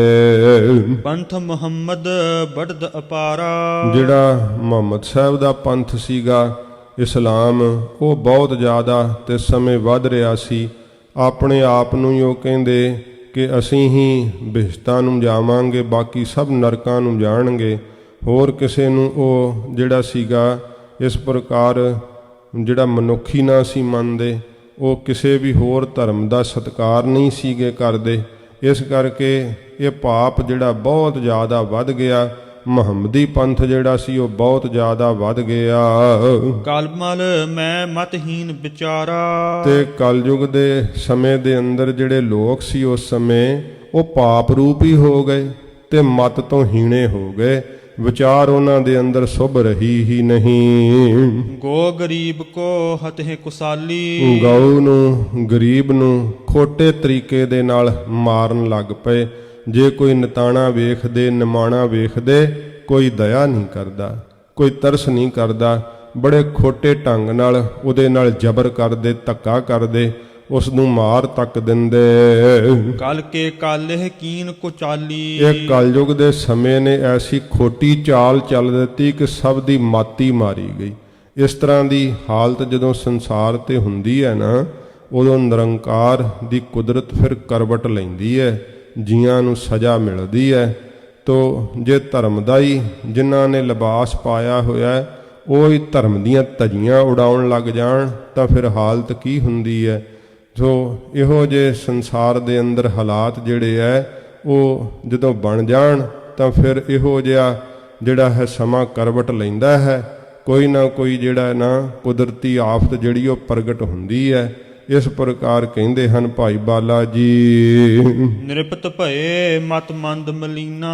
ਜਿਹੜੇ ਰਾਜੇ ਸੀ ਉਹ ਮੰਦੀ ਮਤ ਵਾਲੇ ਹੋ ਗਏ, ਮਲੀਨ ਹੋ ਗਏ, ਉਹਨਾਂ ਦੇ ਮਨ ਬਹੁਤ ਜ਼ਿਆਦਾ ਪਾਪ ਕਰਦੇ ਆ। ਜਨ ਸ਼ੁਭ ਕਰਮ ਖੋਸ ਕਿਸ ਲੀਨਾ। ਜਾਣੋ ਇਉਂ ਲੱਗਦਾ ਜਿਵੇਂ ਸ਼ੁਭ ਕਰਮ ਇਹਨਾਂ ਕੋਲੋਂ ਕਿਸੇ ਨੇ ਖੋਹ ਹੀ ਲਿਆ ਹੋਵੇ, ਸ਼ੁਭ ਕਰਮ ਇਹਨਾਂ ਨੂੰ ਕਰਨਾ ਹੀ ਨਾ ਆਉਂਦਾ ਹੋਵੇ। ਸਾਰੇ ਚੰਗੇ ਕੰਮ ਇਹਨਾਂ ਕੋਲੋਂ ਕਿਸੇ ਨੇ ਇਉਂ ਲੱਗਦਾ ਜਿਵੇਂ ਖੋਹ ਲਏ ਹੋਣ। ਮੰਤਰੀ ਲੋਲਪ ਬੇਸਵਾਗਾਮੀ। ਜਿਹੜੇ ਮੰਤਰੀ ਹਨ ਰਾਜਿਆਂ ਦੇ ਅੱਗੇ, ਉਹ ਜਿਹੜੇ ਐ ਲੰਪਟ ਹੋ ਰਹੇ ਐ, ਵਿਭਚਾਰਾਂ ਦੇ ਅੰਦਰ ਵੇਸ਼ਵਾਗਾਮੀ ਹੋ ਗਏ ਹਨ। ਦੁਰਾਚਾਰ ਕਰਹੀ ਮਨ ਬਾਮੀ। ਮਨ ਦੇ ਟੇਢੇ ਐ, ਸਰਲ ਸੁਭਾਅ ਨਹੀਂ, ਬੋਲਦੇ ਵੀ ਫਿੱਕਾ ਕੌੜਾ। ਤੇ ਇਸ ਪ੍ਰਕਾਰ ਫਿਰ ਪੜੋ, ਦੁਰਾਚਾਰ ਕਰਹੀ ਮਨ ਬਾਮੀ। ਦੁਰਾਚਾਰ ਦੁਰਵਿਹਾਰ ਕਰਦੇ ਐ, ਖੋਟਾ ਆਚਾਰ ਧਾਰਨ ਕੀਤਾ ਹੋਇਆ, ਸਦਾ ਵਿਭਚਾਰਾਂ ਦੇ ਕਰਨ ਵਿੱਚ ਹੀ ਖਿਆਲ ਹੈ ਤੇ ਪੁੱਠੇ ਮਨ ਵਾਲੇ ਹਨ। ਦੋਹਰਾ ਦੁਰਮਤ ਦੁਸ਼ਟ ਦਰੋਦਰੀ। ਇਸ ਪ੍ਰਕਾਰ ਜਿਹੜੀ ਹੈ ਨਾ ਦੁਰਮਤ ਖੋਟੀ ਬੁੱਧ ਧਾਰਨ ਕਰ ਲਈ ਹੈ ਤੇ ਦੁਸ਼ਟਤਾਈ ਨੂੰ ਧਾਰਨ ਕਰ ਲਿਆ ਲੋਕਾਂ ਨੇ। ਤੇ ਇਸ ਪ੍ਰਕਾਰ ਦੁਰਮਤ ਦੁਸ਼ਟ ਦਰੋਦਰੀ ਭਾਵ ਬਖੀਲੀ ਕਰਦੇ ਐ, ਚੁਗਲੀ ਕਰਦੇ ਐ। ਇਸ ਤਰ੍ਹਾਂ ਦੀ ਹਾਲਤ ਹੈ ਜੀਆਂ ਦੀ। ਦੋਕ੍ਰਿਤ ਦੁਖਤ ਕਲੇਸ਼। ਤੇ ਦੋਕ੍ਰਿਤ ਪਾਪ ਕਰਦੇ ਐ, ਜਿਹੜੇ ਜਿਨ੍ਹਾਂ ਤੋਂ ਦੁੱਖ ਹੀ ਦੁੱਖ ਮਿਲਣ, ਕਲੇਸ਼ ਝਗੜੇ ਹੀ ਗਲ ਪੈ ਗਏ, ਸਦਾ ਦੁਖੀ ਰਹਿੰਦੇ ਆ। ਸੂਨ ਸਿੰਘ ਕਾ ਸਰਸ ਸੋ। ਇੱਥੇ ਕਵੀਰਾਜ ਪ੍ਰਮਾਣ ਦੇ ਕਰਕੇ ਦੱਸਦੇ ਆ ਕਿ ਕਹਿੰਦੇ ਜਿਹੜੀ ਸਿੰਘ ਕਾ ਰਾਖਸ਼ਣੀ ਹੋਈ ਹੈ ਨਾ, ਉਹਦਾ ਪੁੱਤਰ ਜੋ ਰਾਹੂ ਹੋਇਆ ਏ। ਧਰਮ ਭਇਓ ਰਾਕੇਸ਼। ਧਰਮ ਤਾਂ ਜਿਹੜਾ ਹੈ ਉਹ ਪੂਰਨਮਾਸ਼ੀ ਦੀ ਚੰਦਰਮਾ ਦੀ ਨਿਆਈ ਸੀ, ਪਰ ਇਹ ਜਿਹੜੇ ਪਾਪ ਰੂਪੀ ਰਾਹੂ ਸਨ ਉਹ ਇਹਨੂੰ ਗ੍ਰਹਿਣ ਹੋ ਕਰਕੇ ਲੱਗ ਗਏ। ਗ੍ਰਹਿਣ ਹੀ ਲੱਗ ਗਿਆ ਧਰਮ ਰੂਪੀ ਚੰਦਰਮਾ ਨੂੰ। ਇੰਨਾ ਪਾਪ ਵੱਧ ਗਿਆ ਕਿਉਂਕਿ ਧਰਮ ਦੇ ਰਾਹ ਤੇ ਚੱਲਣ ਦਾ ਕੋਈ ਨਾਂ ਹੀ ਨਹੀਂ ਲੈਂਦਾ। ਧਰਮ ਤਾਂ ਕਿਹਾ ਨਾ ਕਿ ਧਰਮ ਪੰਖ ਕਰ ਉੱਡ ਰਿਹਾ, ਧਰਮ ਜਿਹੜਾ ਉਹ ਤਾਂ ਖੰਭ ਲਾ ਕੇ ਹੀ ਉੱਡ ਗਿਆ। ਇਹੋ ਜੀ ਹਾਲਤ ਹੋ ਗਈ ਧਰਤੀ ਦੀ, ਬਹੁਤ ਬੁਰਾ ਹਾਲ। ਕੋਈ ਧਰਮ ਦਾ ਨਾਂ ਹੀ ਤੱਕ ਨਹੀਂ ਲੈਂਦਾ ਹੈ। ਇਉਂ ਲੱਗਦਾ ਹੈ ਜਿਵੇਂ ਜਿਹੜੀ ਸਿੰਘ ਕਾ ਰਾਖਸ਼ਣੀ ਹੈ, ਉਹਦਾ ਪੁੱਤਰ ਜਿਹੜਾ ਰਾਹੂ ਹੈ, ਇਹ ਤਾਂ ਪਾਪ ਜਿਹੜੇ ਹਨ ਨਾ ਰਾਹੂ ਦੀ ਤਰ੍ਹਾਂ ਹਨ। ਧਰਮ ਰੂਪੀ ਜਿਹੜਾ ਪੂਰਨਮਾਸ਼ੀ ਦਾ ਚੰਦਰਮਾ, ਉਹਨੂੰ ਇਹ ਪਾਪਾਂ ਰੂਪੀ ਜਿਹੜੇ ਹਨ ਨਾ ਰਾਹੂ ਦੀ ਤਰ੍ਹਾਂ ਇਹ ਗ੍ਰਹਿਣ ਲੱਗ ਕੇ ਚਿੰਬੜ ਗਏ ਹਨ। ਚਾਉ ਪਈ ਨਿਰਪਤ ਪੁਕਾਰ ਨਾ ਸੁਣ ਹੈ ਕਾਈ। ਜਿਹੜੇ ਰਾਜੇ ਆ ਉਹ ਤਾਂ ਕਿਸੇ ਦੀ ਪੁਕਾਰ ਸੁਣਦੇ ਹੀ ਨਹੀਂ, ਨਸ਼ੇ ਵਿੱਚ ਧੁੱਤ ਰਹਿੰਦੇ ਆ, ਕੁਕਰਮ ਕਰਦੇ ਆ। ਰਾਜੇ ਕਿਸੇ ਦੀ ਵੀ ਪੁਕਾਰ ਹੀ ਨਹੀਂ ਸੁਣਦੇ ਹਨ। ਕਾਜੀ ਰਿਸ਼ਵਤ ਬਸ ਅਧਕਾਈ। ਤੇ ਜਿਹੜੇ ਕਾਜੀ ਲੋਕ ਵੈ, ਜਿਹੜੇ ਧਰਮ ਦੀ ਵਿਵਸਥਾ ਦੱਸਦੇ ਐ, ਤੇ ਉਹ ਕੀ ਦੇ ਵਸੀਕਾਰ ਹੋ ਗਏ। ਕਾਜੀ ਰਿਸ਼ਵਤ ਲੈ ਕੇ ਗੱਲ ਕਰਦੇ ਐ, ਮਾਇਆ ਤੋਂ ਬਿਨਾ ਗੱਲ ਹੀ ਨਹੀਂ ਕਰਦੇ ਹਨ। ਝੂਠੇ ਕੋ ਸਾਚਾ ਕਰ ਦੇਈ। ਜਿਹੜਾ ਪੈਸੇ ਦੇ ਦੇਵੇ, ਚਾਹੇ ਉਹ ਝੂਠਾ ਹੀ ਹੋਵੇ, ਚਾਹੇ ਉਹ ਗੁਨਾਹਗਾਰ ਹੀ ਹੋਵੇ, ਉਹਨੂੰ ਕਾਜੀ ਕੀ ਕਰਦੇ ਆ, ਸੱਚਾ ਕਰ ਦਿੰਦੇ ਆ। ਜੇ ਅੱਜ ਵੀ ਵੇਖੀਏ ਤੇ ਭਾਰਤ ਦੇਸ਼ ਦੀ ਹਾਲਤ ਇਹੋ ਜੀ ਵਿਗੜੀ ਪਈ ਹੈ। ਜੱਜ ਵੀ ਜਿਹੜੇ ਹਨ ਉਹ ਪੈਸੇ ਲੈ ਕਰਕੇ ਜਿਹੜਾ ਕਾਤਲ ਵੈ ਉਹਨੂੰ ਸੱਚਾ ਸਾਬਤ ਕਰ ਦਿੰਦੇ ਆ। ਇਹੋ ਜੀ ਹਾਲਤ ਵੈ ਸੰਸਾਰ ਦੇ ਅੰਦਰ। ਜਿਹੜੇ ਕਾਜੀ ਲੋਕ ਉਸ ਵਕਤ ਦੇ ਉਹ ਕੀ ਕਰਦੇ ਆ, ਰਿਸ਼ਵਤ ਲੈ ਕਰਕੇ ਝੂਠੇ ਕੋ ਸਾਚਾ ਕਰਦੇ, ਝੂਠੇ ਨੂੰ ਸੱਚਾ ਸਾਬਤ ਕਰ ਦਿੰਦੇ ਆ। ਸਤ ਨਿਆਉ ਕੋ ਨਾਉ ਨਾ ਲਈ। ਸੱਚ ਦਾ ਤਾਂ ਕੋਈ ਨਾਂ ਹੀ ਨਹੀਂ ਲੈਂਦਾ, ਨਿਆਂ ਕਰਨ ਦਾ ਵੀ ਕੋਈ ਨਾਂ ਨਹੀਂ ਲੈਂਦਾ ਕਿ ਨਿਆਂ ਕੀਤਾ ਜਾਵੇ। ਕੋਈ ਨਿਆਂ ਨਹੀਂ ਕਰਦਾ ਹੈ, ਸੱਚ ਦਾ ਕੋਈ ਨਾਮ ਤੱਕ ਨਹੀਂ ਲੈਂਦਾ ਏ। ਜਹ ਤਹ ਚਲੀ ਮਲੇਛਨ ਭਾਖਾ। ਜਿੱਥੇ ਕਿਥੇ ਮਲੇਛਾਂ ਦੀ ਮੈਲੀ ਇੱਛਾ ਵਾਲੇ ਲੋਕਾਂ ਦੀ ਹੀ ਜਿਹੜੀ ਭਾਸ਼ਾ ਹੈ ਨਾ, ਜਿਹੜੀ ਬੋਲੀ ਉਹ ਹੀ ਚੱਲ ਪਈ। ਅਸਵਾ ਜਿਹੜੇ ਮਲੇਸ਼ ਬੋਲਦੇ ਭਾਸ਼ਾ ਕੋਈ ਮਲੇਸ਼ ਨਹੀਂ ਹੁੰਦੀ, ਪਰ ਇੱਥੇ ਦੱਸ ਰਹੇ ਆ ਕਿ ਮਲੇਸ਼ਾਂ ਦੀ ਭਾਸ਼ਾ ਭਾਵ ਰਿਸ਼ਵਤ ਲੈਣ ਦੀਆਂ ਹੀ ਗੱਲਾਂ ਕਰਨੀਆਂ, ਪਾਪਾਂ ਦੀਆਂ ਹੀ ਗੱਲਾਂ ਕਰਨੀਆਂ, ਕੁਕਰਮਾਂ ਦੀਆਂ ਹੀ ਗੱਲਾਂ ਕਰਨੀਆਂ, ਕਾਮ ਵਾਸ਼ਨਾ ਦੀਆਂ ਗੱਲਾਂ ਕਰਨੀਆਂ, ਸੁਣਨੀਆਂ। ਬਸ ਇਹੋ ਕੁਝ ਹੀ ਹਾਸੇ ਠੱਠੇ ਮਖੌਲ ਤੇ ਬੁਰਾ ਹਾਲ ਜੀਆਂ ਦਾ। ਇਹ ਕਲਯੁਗ ਦੀਆਂ ਨਿਸ਼ਾਨੀਆਂ ਨੇ। ਨਿੰਦਾ ਕਰਨੀ ਸੁਣਨੀ ਕਿੰਨਾ ਜੀ ਲੱਗਦਾ ਹੈ, ਪਰ ਜੇ ਭਗਤੀ ਕਰਨੀ ਹੈ, ਨਾਮ ਜਪਣਾ ਤੇ ਸੁਸਤੀ ਪੈ ਜਾਂਦੀ ਹੈ। ਇਹੋ ਜੀ ਜੀਆਂ ਦੀ ਹਾਲਤ ਵੈ। ਕਹਿੰਦੇ ਹਨ ਜਹ ਤਹ ਚਲੀ ਮਲੇਛਨ ਭਾਖਾ। ਜਿੱਥੇ ਕਿਥੇ ਮੈਲੀ ਇੱਛਾ ਦੀ ਵਿਕਾਰਾਂ ਵਾਲੀ ਭਾਸ਼ਾ ਜਿਹੜੀ ਸੀ ਨਾ, ਉਹ ਚੱਲ ਪਈ। ਨਿਜ ਨਿਜ ਧਰਮ ਨਰਨ ਸਭ ਨਾਖਾ। ਆਪੋ ਆਪਣਾ ਧਰਮ ਸਾਰੇ ਲੋਕਾਂ ਨੇ ਜਿਹੜਾ ਸੀ ਨਾ, ਉਹਨੂੰ ਪਾਰ ਕਰ ਗਏ, ਲੰਘ ਗਏ। ਜਿਹੜੀਆਂ ਇਸਤਰੀਆਂ ਸੀਗੀਆਂ ਉਹ ਆਪਣੇ ਪਤੀ ਵਰਤਾ ਧਰਮ ਨੂੰ ਲੰਘ ਗਈਆਂ, ਕੁਕਰਮ ਕਰਨ ਲੱਗ ਗਈਆਂ। ਪਤੀ ਜਿਹੜੇ ਸੀ ਆਪਣੀ ਪਤੀ ਵਰਤਾ ਧਰਮ ਇਸਤਰੀ ਦਾ ਲੰਘ ਗਏ, ਉਹ ਕੁਕਰਮ ਵਿਭਚਾਰ ਕਰਨ ਲੱਗ ਗਏ। ਜਿਹੜਾ ਕੋਈ ਧਰਮ ਸੀ ਨਾ ਆਪਣਾ ਸਮਾਜ ਦੇ ਪ੍ਰਤੀ, ਪਿਤਾ ਦਾ ਪੁੱਤਰ ਪ੍ਰਤੀ, ਪੁੱਤਰ ਦਾ ਪਿਤਾ ਪ੍ਰਤੀ, ਸਾਰੇ ਲੋਕ ਪਾਪਾਂ 'ਚ ਗਰਸ ਗਏ। ਆਪੋ ਆਪਣਾ ਧਰਮ ਹੀ ਇਹਨਾਂ ਨੇ ਜਿਹੜਾ ਛੱਡ ਦਿੱਤਾ। ਪੁੰਨਹੀਨ ਤਨ ਪਾਪਨ ਪੀਨਾ। ਤੇ ਪੁੰਨਾਂ ਤੋਂ ਹੀਣੇ ਹੋ ਗਏ ਸਾਰੇ ਲੋਕ, ਤੇ ਪਾਪਾਂ ਨਾਲ ਪੀਨਾ ਭਰ ਗਏ। ਪਾਪਾਂ ਨਾਲ ਸਰੀਰ ਭਾਰੇ ਹੋ ਗਏ ਤੇ ਪੁੰਨਾਂ ਤੋਂ ਜਿਹੜੇ ਸੀ ਖਾਲੀ ਹੋ ਗਏ। ਇਸ ਤਰ੍ਹਾਂ ਦੀ ਹਾਲਤ ਵਰਤ ਗਈ ਇਸ ਸੰਸਾਰ ਦੇ ਅੰਦਰ।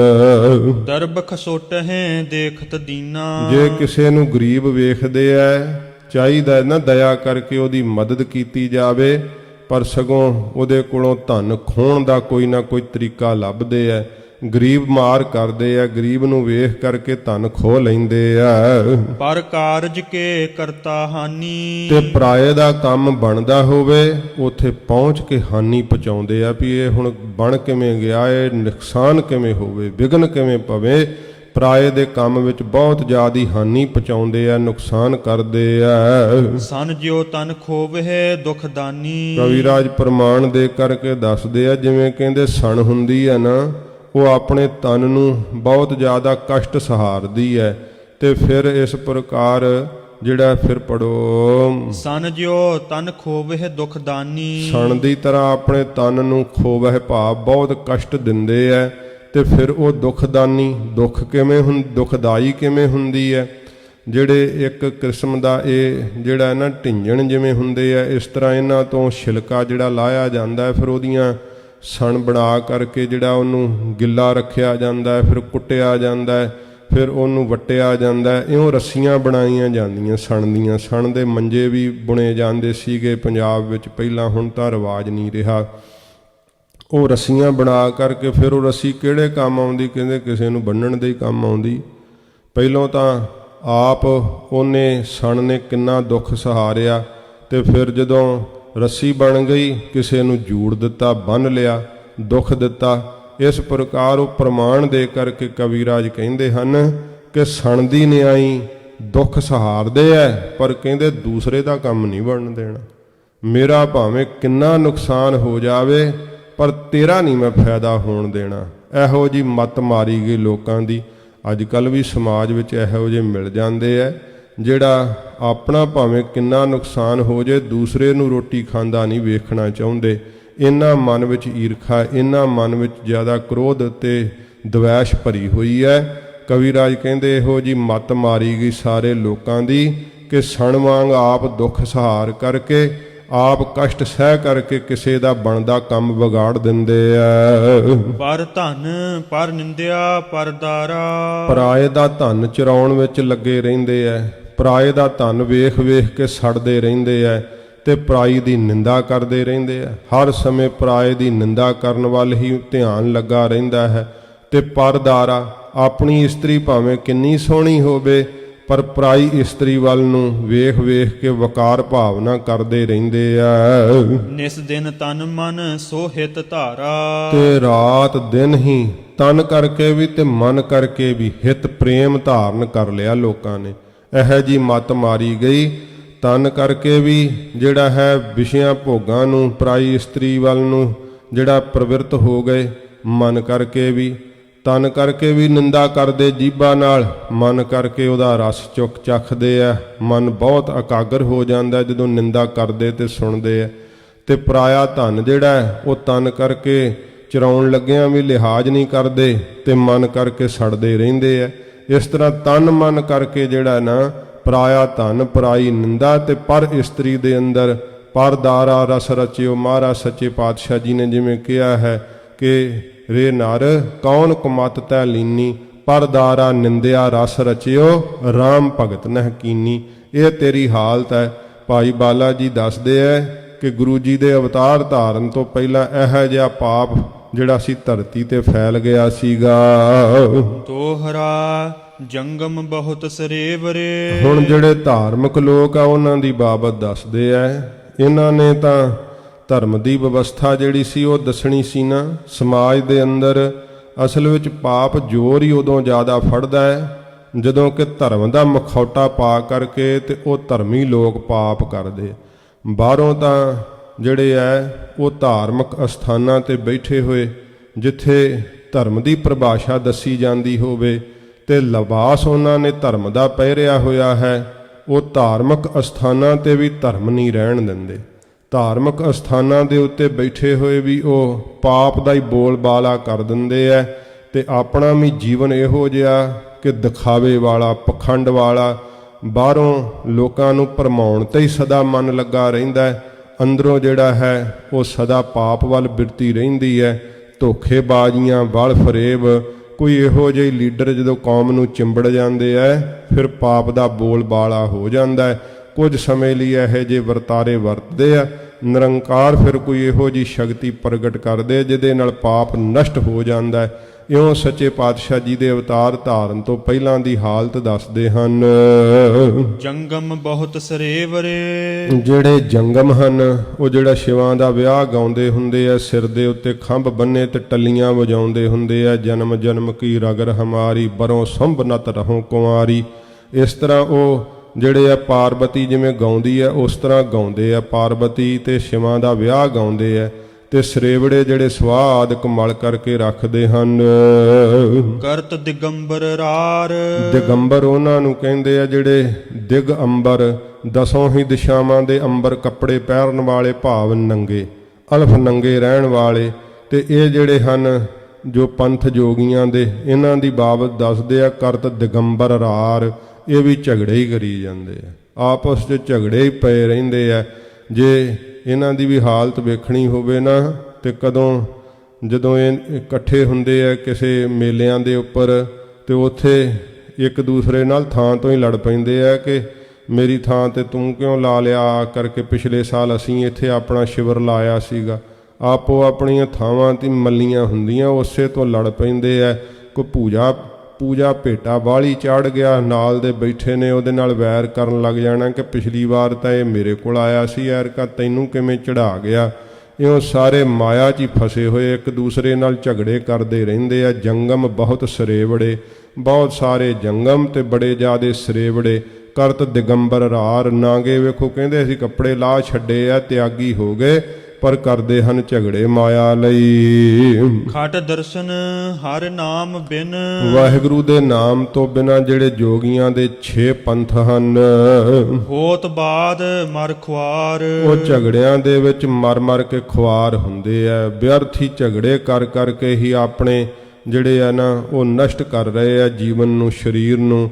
ਕੋਈ ਧਰਮ ਦਾ ਨਾਂ ਨਹੀਂ ਲੈਂਦਾ, ਕੋਈ ਧਰਮ ਨਹੀਂ ਕਮਾਉਂਦਾ। ਇਹੋ ਜੀ ਹਾਲਤ ਹੈ। ਜੋਗੀਆਂ ਦੇ 6 ਪੰਥ ਵੀ ਗਰਕ ਗਏ ਝਗੜਿਆਂ ਦੇ ਵਿੱਚ ਹੀ। ਚਾਉ ਪਈ ਕੀਨੇ ਦਵਾਦਸ ਮਾਰਗ ਜੋਗੀ। ਜਿਹੜੇ ਜੋਗੀ ਸੀ ਉਹਨਾਂ ਨੇ ਫਿਰ ਜਿਹੜੇ 12 ਮਾਰਗ ਜਿਹੜੇ ਸੀਗੇ ਉਹ ਪ੍ਰਗਟ ਕਰ ਦਿੱਤੇ। ਭਾਉ ਭਗਤ ਬਿਨ ਭਏ ਬਿਯੋਗੀ। ਤੇ ਵਾਹਿਗੁਰੂ ਦੀ ਪ੍ਰੇਮਾ ਭਗਤੀ ਤੋਂ ਬਿਨਾਂ ਸੀਗੇ, ਸਖਣੇ ਸੀਗੇ ਤੇ ਵਾਹਿਗੁਰੂ ਤੋਂ ਫਿਰ ਬਿਯੋਗੀ ਹੋ ਗਏ। ਵਾਹਿਗੁਰੂ ਨੂੰ ਭੁੱਲ ਹੀ ਗਏ, ਵਾਹਿਗੁਰੂ ਤੋਂ ਟੁੱਟ ਹੀ ਗਏ, ਵਾਹਿਗੁਰੂ ਤੋਂ ਵਿਛੜ ਹੀ ਗਏ। ਪਰਮੇਸ਼ਰ ਦੀ ਭਾਵ ਭਗਤੀ ਨਾ ਰਹੀ, ਹੀਣੇ ਸੀਗੇ ਭਾਵ ਭਗਤੀ ਤੋਂ ਤੇ ਫਿਰ ਪਰਮੇਸ਼ਰ ਦਾ ਰਾਹ ਹੀ ਭੁੱਲ ਗਏ ਪ੍ਰਾਪਤੀ ਦਾ। ਕਰਹਿ ਸ਼ਾਸਤਰਨ ਵਿਪਰ ਕੁਬਾਦਾ। ਤੇ ਜਿਹੜੇ ਵਿਪਰ ਬ੍ਰਾਹਮਣ ਵੈ ਉਹ ਸ਼ਾਸਤਰ ਪੜ੍ਹ ਕੇ ਰਾਹ ਦੱਸਣਾ ਸੀ, ਉਹ ਪੜ੍ਹ ਕੇ ਲੜਦੇ। ਉਹ ਸ਼ਾਸਤਰਾਂ ਨੂੰ ਪੜ੍ਹ ਕੇ ਨਾ ਦੂਸਰਿਆਂ ਨਾਲ ਝਗੜੇ ਕਰਦੇ ਐ, ਕੋ ਬਾਦਾ ਖੋਟਾ ਬਾਦ ਕਰਦੇ ਆ, ਖੋਟਾ ਝਗੜਾ ਕਰਦੇ ਆ। ਇਹ ਜਿਹੜੇ ਜੋਗੀ ਸੀਗੇ ਇਹਨਾਂ ਦੇ ਵੀ ਜਿਹੜੇ ਆਈ ਪੰਥਾਦਿਕ ਇਹ ਸਾਰੇ ਜਿਹੜੇ ਸੀ ਉਹ ਧੰਨ ਗੁਰੂ ਨਾਨਕ ਸਾਹਿਬ ਜੀ ਮਹਾਰਾਜ ਜੀ ਨੇ ਕਿਰਪਾ ਕੀਤੀ ਨਾ, ਇਹਨਾਂ ਨੂੰ ਸ਼ਾਂਤੀ ਬਖਸ਼ੀ ਸੀ। ਬਾਬੇ ਕੀਤੀ ਸਿੱਧ ਗੋਸ਼ਟ ਸ਼ਬਦ ਸ਼ਾਂਤ ਸਿੱਧਾਂ ਵਿੱਚ ਆਈ। ਹਜੂਰ ਨੇ ਇਹਨਾਂ ਨੂੰ ਰਸਤਾ ਵਿਖਾਇਆ, ਨਹੀਂ ਤੇ ਭਟਕ ਗਏ ਸੀ ਸਾਰੇ, ਸੁਆਹ ਮਲ ਕੇ ਕੰਨ ਪਾੜ ਕੇ ਮੁਕਤ ਸਮਝਦੇ ਸੀਗੇ। ਇਹ ਤਾਂ ਸੱਚੇ ਪਾਤਸ਼ਾਹ ਨੇ ਆਪਣੀ ਬਾਣੀ ਵਿੱਚ ਫਿਰ ਪਖੰਡ ਦੀਆਂ ਧਜੀਆਂ ਉਡਾਤੀਆਂ। ਗਰੀਬ ਨਿਵਾਸ ਸੱਚੇ ਪਾਤਸ਼ਾਹ ਨੇ ਕਿਹੋ ਜੀ ਹਾਲਤ ਸੀ ਸੰਸਾਰ ਦੀ ਦੱਸਦੇ ਹਨ ਭਾਈ ਬਾਲਾ ਜੀ। ਕਰਹਿ ਸ਼ਾਸਤਰਨ ਵਿਪਰ ਕੁਬਾਦਾ। ਜਿਹੜੇ ਵਿਪਰ ਬ੍ਰਾਹਮਣ ਹਨ ਉਹ ਖੋਟਾ ਬਾਦ ਝਗੜਾ ਕਰਦੇ ਆ ਸ਼ਾਸਤਰਾਂ ਨੂੰ ਪੜ੍ਹ ਕੇ। ਬਹੁਤ ਪਰਸਪਰ ਵਧਤ ਬਿਖਾਦਾ। ਤੇ ਆਪਸ ਦੇ ਵਿੱਚ ਬਹੁਤੇ ਜ਼ਿਆਦੇ ਬਖਾਦ ਝਗੜੇ ਵੱਧ ਗਏ ਸਮਾਜ ਦੇ ਅੰਦਰ। ਮੂੰਡ ਮੁੰਡਾਵਹਿ ਹੋਏ ਸੰਨਿਆਸੀ। ਮੂੰਹ ਸਿਰ ਮਨਾ ਕਰਕੇ ਤੇ ਸੰਨਿਆਸੀ ਬਣ ਬੈਠੇ, ਕਹਿੰਦੇ ਅਸੀਂ ਸੰਨਿਆਸੀ ਬਣ ਗਏ ਆ। ਇਹ ਹਾਲਾਤ ਜਦੋਂ ਧਰਮ ਦੇ ਨਾਂ ਤੇ ਝਗੜੇ ਪਾਉਂਦੇ ਨੇ, ਕਿਉਂਕਿ ਹਕੂਮਤ ਉਸ ਸਮੇਂ ਇਸ ਤਰ੍ਹਾਂ ਕਰਦੀ ਸੀ। ਅੱਜ ਕੱਲ੍ਹ ਦੀਆਂ ਹਕੂਮਤਾਂ ਨੇ ਇਹੀ ਕੰਮ ਆਰੰਭ ਕਰ ਦਿੱਤੇ ਹੈ, ਧਰਮ ਦੇ ਨਾਂ ਤੇ ਲੋਕਾਂ ਨੂੰ ਲੜਾਉਣਾ ਸ਼ੁਰੂ ਕੀਤਾ। ਤੇ ਕਿੰਨਾ ਇਤਫਾਕ ਸੀ ਸਾਡੇ ਦੇਸ਼ ਦੀ ਧਰਤੀ ਦੇ ਉੱਤੇ, ਕੋਈ ਕਿਸੇ ਪ੍ਰਕਾਰ ਕਿਸੇ ਨਾਲ ਦੂਜ ਦਵੈਤ ਨਹੀਂ ਸੀ ਸਮਝਦਾ। ਸਭ ਇੱਕ ਸਮਾਜ ਵਿੱਚ ਪ੍ਰੇਮ ਭਾਵ ਨਾਲ ਰਹਿੰਦੇ ਸੀ, ਚਾਹੇ ਮੁਸਲਮਾਨ ਸੀ, ਚਾਹੇ ਹਿੰਦੂ ਸਨ, ਚਾਹੇ ਸਿੱਖ ਵੀਰ, ਸਾਰੇ ਆਪਸ ਵਿੱਚ ਬੜੇ ਪਿਆਰ ਦੇ ਨਾਲ ਆਪਣੇ ਜਿਹੜੇ ਦੁਨੀਆਦਾਰੀ ਦੇ ਸਮਾਜਿਕ ਵਿਹਾਰਕ ਇਹ ਵਿਆਹ ਸ਼ਾਦੀਆਂ ਦੇ ਆਦਿਕ ਉੱਪਰ ਇਕੱਠੇ ਹੁੰਦੇ। ਹੁਣ ਤਾਂ ਇਹੋ ਜੀ ਹਕੂਮਤਾਂ ਨੇ ਚਾਲ ਚੱਲ ਦਿੱਤੀ ਕਿ ਗੁਆਂਢੀ ਨੂੰ ਨਹੀਂ ਬੁਲਾਉਂਦਾ। ਉਹ ਕਹਿੰਦੇ ਹੈ ਮੁਸਲਮਾਨ, ਉਹ ਕਹਿੰਦੇ ਹਿੰਦੂ ਹੈ, ਉਹ ਕਹਿੰਦੇ ਸਿੱਖ ਹੈ, ਅਸੀਂ ਇਹਨਾਂ ਨਾਲ ਨਹੀਂ ਬੋਲਣਾ। ਧਰਮ ਦੇ ਨਾਂ ਦੇ ਉੱਤੇ ਜਿਹੜੀਆਂ ਵੰਡੀਆਂ ਪਾ ਦਿੱਤੀਆਂ, ਪਾਪ ਫਿਰ ਇੰਨੇ ਜ਼ੋਰ ਦੀ ਵੱਧ ਗਿਆ ਕਿ ਲੋਕਾਂ ਨੂੰ ਜਿਹੜਾ ਸੀ ਧਰਮ ਭੁੱਲ ਹੀ ਗਿਆ। ਇਹੋ ਜੀ ਹਾਲਤ ਜਿਹੜੀ ਹੈ ਇਹ ਰਾਜੇ ਪਾਪ ਕਰਦੇ ਹੋਏ ਕਰ ਦਿੰਦੇ ਸਮਾਜ ਦੀ, ਸਮਾਜ ਨੂੰ ਗੰਧਲਾ ਕਰ ਦਿੰਦੇ ਐ, ਸਮਾਜ ਨੂੰ ਪਾਪਾਂ ਦੇ ਅੰਦਰ ਗਰਕ ਕਰ ਦਿੰਦੇ ਐ ਸਿਰਫ ਆਪਣੇ ਰਾਜ ਨੂੰ ਕਾਇਮ ਰੱਖਣ ਵਾਸਤੇ। ਇਸ ਤਰ੍ਹਾਂ ਦੀ ਹਾਲਤ ਸਮਾਜ ਦੀ ਜਦੋਂ ਹੋ ਜਾਵੇ, ਫਿਰ ਕੋਈ ਨਾ ਕੋਈ ਇਸ ਪ੍ਰਕਾਰ ਜਿਹੜੀ ਹੈ ਨਾ ਨਿਰੰਕਾਰ ਕਿਸੇ ਤਰ੍ਹਾਂ ਕੁਦਰਤ ਜਿਹੜੀ ਨਿਰੰਕਾਰ ਦੀ ਉਹ ਕੋਈ ਕਰਵਟ ਜ਼ਰੂਰ ਲੈਂਦੀ ਹੈ। ਇਉਂ ਭਾਈ ਬਾਲਾ ਜੀ ਦੱਸਦੇ ਹਨ। ਦਰਬ ਨਾਰ ਮਹਿਰ ਦਾ ਦੁਰਾਸੀ। ਪਿਛਲੀ ਪੰਕਤੀ ਪੜੋ। ਮੂੰਡ ਮੁੰਡਾਵੇ ਹੋਏ ਸੰਨਿਆਸੀ। ਮੂੰਹ ਸਿਰ ਮਨਾ ਕਰਕੇ ਤੇ ਉਹ ਕਹਿੰਦੇ ਅਸੀਂ ਸੰਨਿਆਸੀ ਹੋ ਗਏ। ਜਿਹੜਾ ਇਹ ਮੂੰਹ ਸਿਰ ਮਨਾਉਣ ਵਾਲਾ ਫਿਰਕਾ ਹੈ ਨਾ, ਉਹ ਕਹਿੰਦੇ ਅਸੀਂ ਸੰਨਿਆਸ ਲੈ ਲਿਆ, ਭਾਵ ਸਭ ਕੁਝ ਤਿਆਗ ਦਿੱਤਾ। ਅਖੇ ਜੀ ਸਿਰ ਦੇ ਕੇਸ ਵੀ ਮੂੰਹ ਸਿਰ ਦੇ ਤਿਆਗ ਦਿੱਤੇ। ਇਉਂ ਥੋੜ੍ਹਾ ਤਿਆਗ ਹੁੰਦਾ ਹੈ। ਜਿਹੜਾ ਹੈ ਮੂੰਡ ਮੰਡਾਇਆ ਜੋ ਸਿੱਧ ਪਾਈ, ਮੁਕਤੀ ਭੇਡ ਨਾ ਗਈਆ ਕਾਈ। ਕਬੀਰ ਜੀ ਕਹਿੰਦੇ ਫਿਰ ਸਭ ਤੋਂ ਪਹਿਲਾਂ ਭੇਡ ਨੂੰ ਮੁਕਤ ਹੋਣਾ ਚਾਹੀਦਾ। ਜੇ ਮੂੰਹ ਸਿਰ ਮਨਾ ਕੇ ਮੁਕਤੀ ਮਿਲਦੀ ਹੈ ਤੇ ਭੇਡ ਕਿਉਂ ਨਹੀਂ ਕਹਿੰਦੇ ਮੁਕਤ ਹੋ ਗਈ। ਇਸ ਕਰਕੇ ਕਹਿੰਦੇ ਨੇ ਕਿ ਜਿਹੜਾ ਹੈ ਕਬੀਰ ਸਾਹਿਬ ਜੀ ਨੇ ਕਿਹਾ ਕਿ ਕਬੀਰ ਮਨ ਮੁੰਡਿਆ ਨਹੀਂ, ਕੇਸ ਮੁੰਡਾਏ ਕਾਏ, ਜੋ ਕਿਛ ਕੀਆ ਸੋ ਮਨ ਕੀਆ, ਮੁੰਡਾ ਮੂੰਡ ਅੰਜਾਏ। ਮੂੰਹ ਸਿਰ ਕਹਿੰਦੇ ਐਵੇਂ ਮਨ ਛੜਿਆ, ਗਲਤੀ ਤਾਂ ਜਿਹੜੀ ਕੀਤੀ ਉਹ ਮਨ ਨੇ ਕੀਤੀ ਹੈ। ਮਨ ਦੇ ਬਾਰੇ ਤੇ ਤੂੰ ਔਗਣਾਂ ਦੇ ਜਿਹੜੇ ਕੇਸ ਸੀਗੇ ਮਨ ਦੇ ਅੰਦਰ ਉਹ ਤਾਂ ਤੂੰ ਕੱਟੇ ਨਹੀਂ, ਔਗਣ ਤਾਂ ਨਾਸ਼ ਨਹੀਂ ਕੀਤੇ ਮਨ ਵਿੱਚੋਂ, ਤੇ ਬਾਹਰੋਂ ਮੂੰਹ ਸਿਰ ਮਨਾ ਕੇ ਵਾਹਿਗੁਰੂ ਦੀ ਦਿੱਤੀ ਹੋਈ ਦਾਤ ਨੂੰ ਭੰਗ ਕਰ ਦਿੱਤਾ ਤੇ ਸੰਨਿਆਸੀ ਬਣ ਬੈਠੇ। ਇਸ ਤਰ੍ਹਾਂ ਦੇ ਲੋਕ ਜਿਹੜੇ ਸੀ ਧਰਮ ਦਾ ਬਾਹਰੋਂ ਵਿਖਾਵਾ ਕਰਦੇ ਸੰਨਿਆਸੀ ਬਣ ਗਏ। ਦਰਬ ਨਾਰ ਮਹਿਰ ਦਾ ਦੁਰਾਸੀ। ਦਰਬ ਧਨ ਦੇ ਅੰਦਰ ਤੇ ਪਰਾਈ ਇਸਤਰੀ ਦੇ ਅੰਦਰ ਹਿਰਦਾ ਜਿਹੜਾ ਹੈ ਉਹ ਖੋਟੇ ਤਰੀਕੇ ਨਾਲ ਲੱਗਾ ਹੋਇਆ। ਇਹ ਖੋਟਾ ਰਾਸੀ ਰਸ ਜਿਹੜਾ ਹੈ ਨਾ ਇਹ ਚਿੰਬੜਿਆ ਹੋਇਆ।